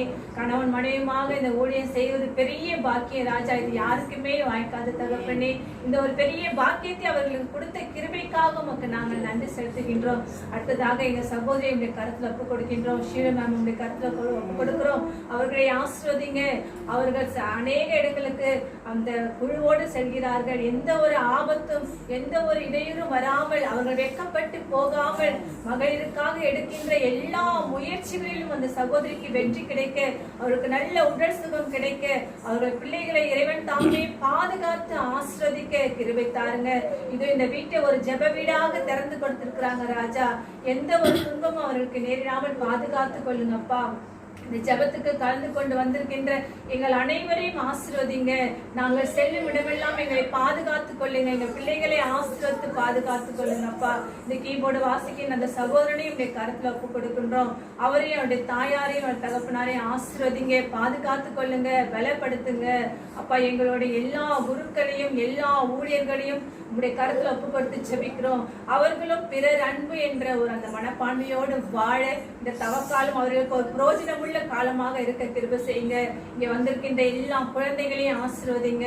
குறிப்பாக தேர்வு எழுதி கொண்டிருக்கின்ற எல்லா மாணவ மாணவிகளையும் இந்த கருத்துல ஒப்பு கொடுக்கின்றோம். எல்லா மாணவ மாணவர்களும் நல்ல ஒரு மதிப்பெண்களை எடுக்கணும். எந்த ஒரு மன கஷ்டமோ ஒரு மன பாரமோ அந்த பிள்ளைங்களுக்கு குடும்ப சூழ்நிலையும் அந்த பிள்ளைகளுக்கு ஏற்படாதபடி தகப்பனே அவருடைய ஃபுல் கவனம் தகப்பனே அந்த படிப்புல மாத்திரமே அவர்கள் கவனம் செலுத்த கிருபை தாருங்க ஆண்டவரே. நாங்க சீக்கிரத்துல ஒரு நல்லதொரு சாட்சியை நாங்க எதிர்பார்க்கணும். எல்லா பிள்ளைகளும் தேர்வுக்காக தகப்பனே தங்களை ஆயத்தப்பட்டு கொண்டிருக்கிறார்கள் ராஜா. அவர்களையே ஆசீர்வதிங்க. எங்கள் போக்கிலும் வரத்திலும் எங்களோடு இருங்க. எங்கள் ஜீவனுள்ள நல்ல பிதாவே ஆமென். வருடத்திற்கு வாக்குத்தத்தம் பிலிப்பியர் 4:19. என் தேவன் நம்முடைய ஐஸ்வர்யத்தின்படி உங்கள் குறைவை எல்லாம் கிறிஸ்து இயேசுவுக்குள் மகிமையிலே நிறைவாக்குவார். மாதத்துக்குரிய வாக்குத்தத்தம் ஏசாயா 43:19. இதோ நான் புதிய காரியத்தை செய்கிறேன். இப்பொழுதே அது தோன்றும். நீங்கள் அதை அறியீர்களா?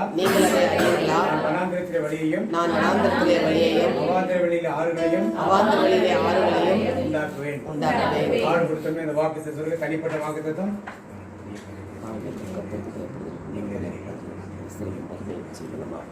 என் ஆத்துமாவே கர்த்தரை ஸ்தோத்திரி, என் முழுவதும் அவருடைய நாமத்தை ஸ்தோத்திரி. என் ஆத்துமாவே கர்த்தரை ஸ்தோத்திரி, கர்த்தர் செய்த சகல உபகாரங்களையும் மறவாதே. ஆமென். கர்த்தருடைய ஆசீர்வாதத்தை காக்க கடவர். ஆமென். கர்த்தர் முகத்திலே பிரகாசிக்கவே கிருபையாக்க கடவர். ஆமென். கர்த்தர் முகத்திலே பிரசன்னமாக்கி ஒரு சமாதானம் கட்டளையிடுவார். ஆமென். இயேசு இரத்தத்தில் மறைந்துள்ளேன், இயேசு இரத்தத்தில் மறைந்துள்ளேன், இயேசு இரத்தத்தில் மறைந்துள்ளேன். சத்தத்தீங்கு செய்ய முடியாது, எத்தீங்கும் என்னை அணுகாது. தீங்கில்லை தீங்கில்லை தீங்கில்லை, நோயில்லை நோயில்லை நோயில்லை, தோல்வில்லை தோல்வில்லை தோல்வில்லை. சத்தத்தீங்கு செய்ய முடியாது, எத்தீங்கும் என்னை அணுகாது. தந்தை மகன் தூய ஆவியின் பேராலே ஆமென்.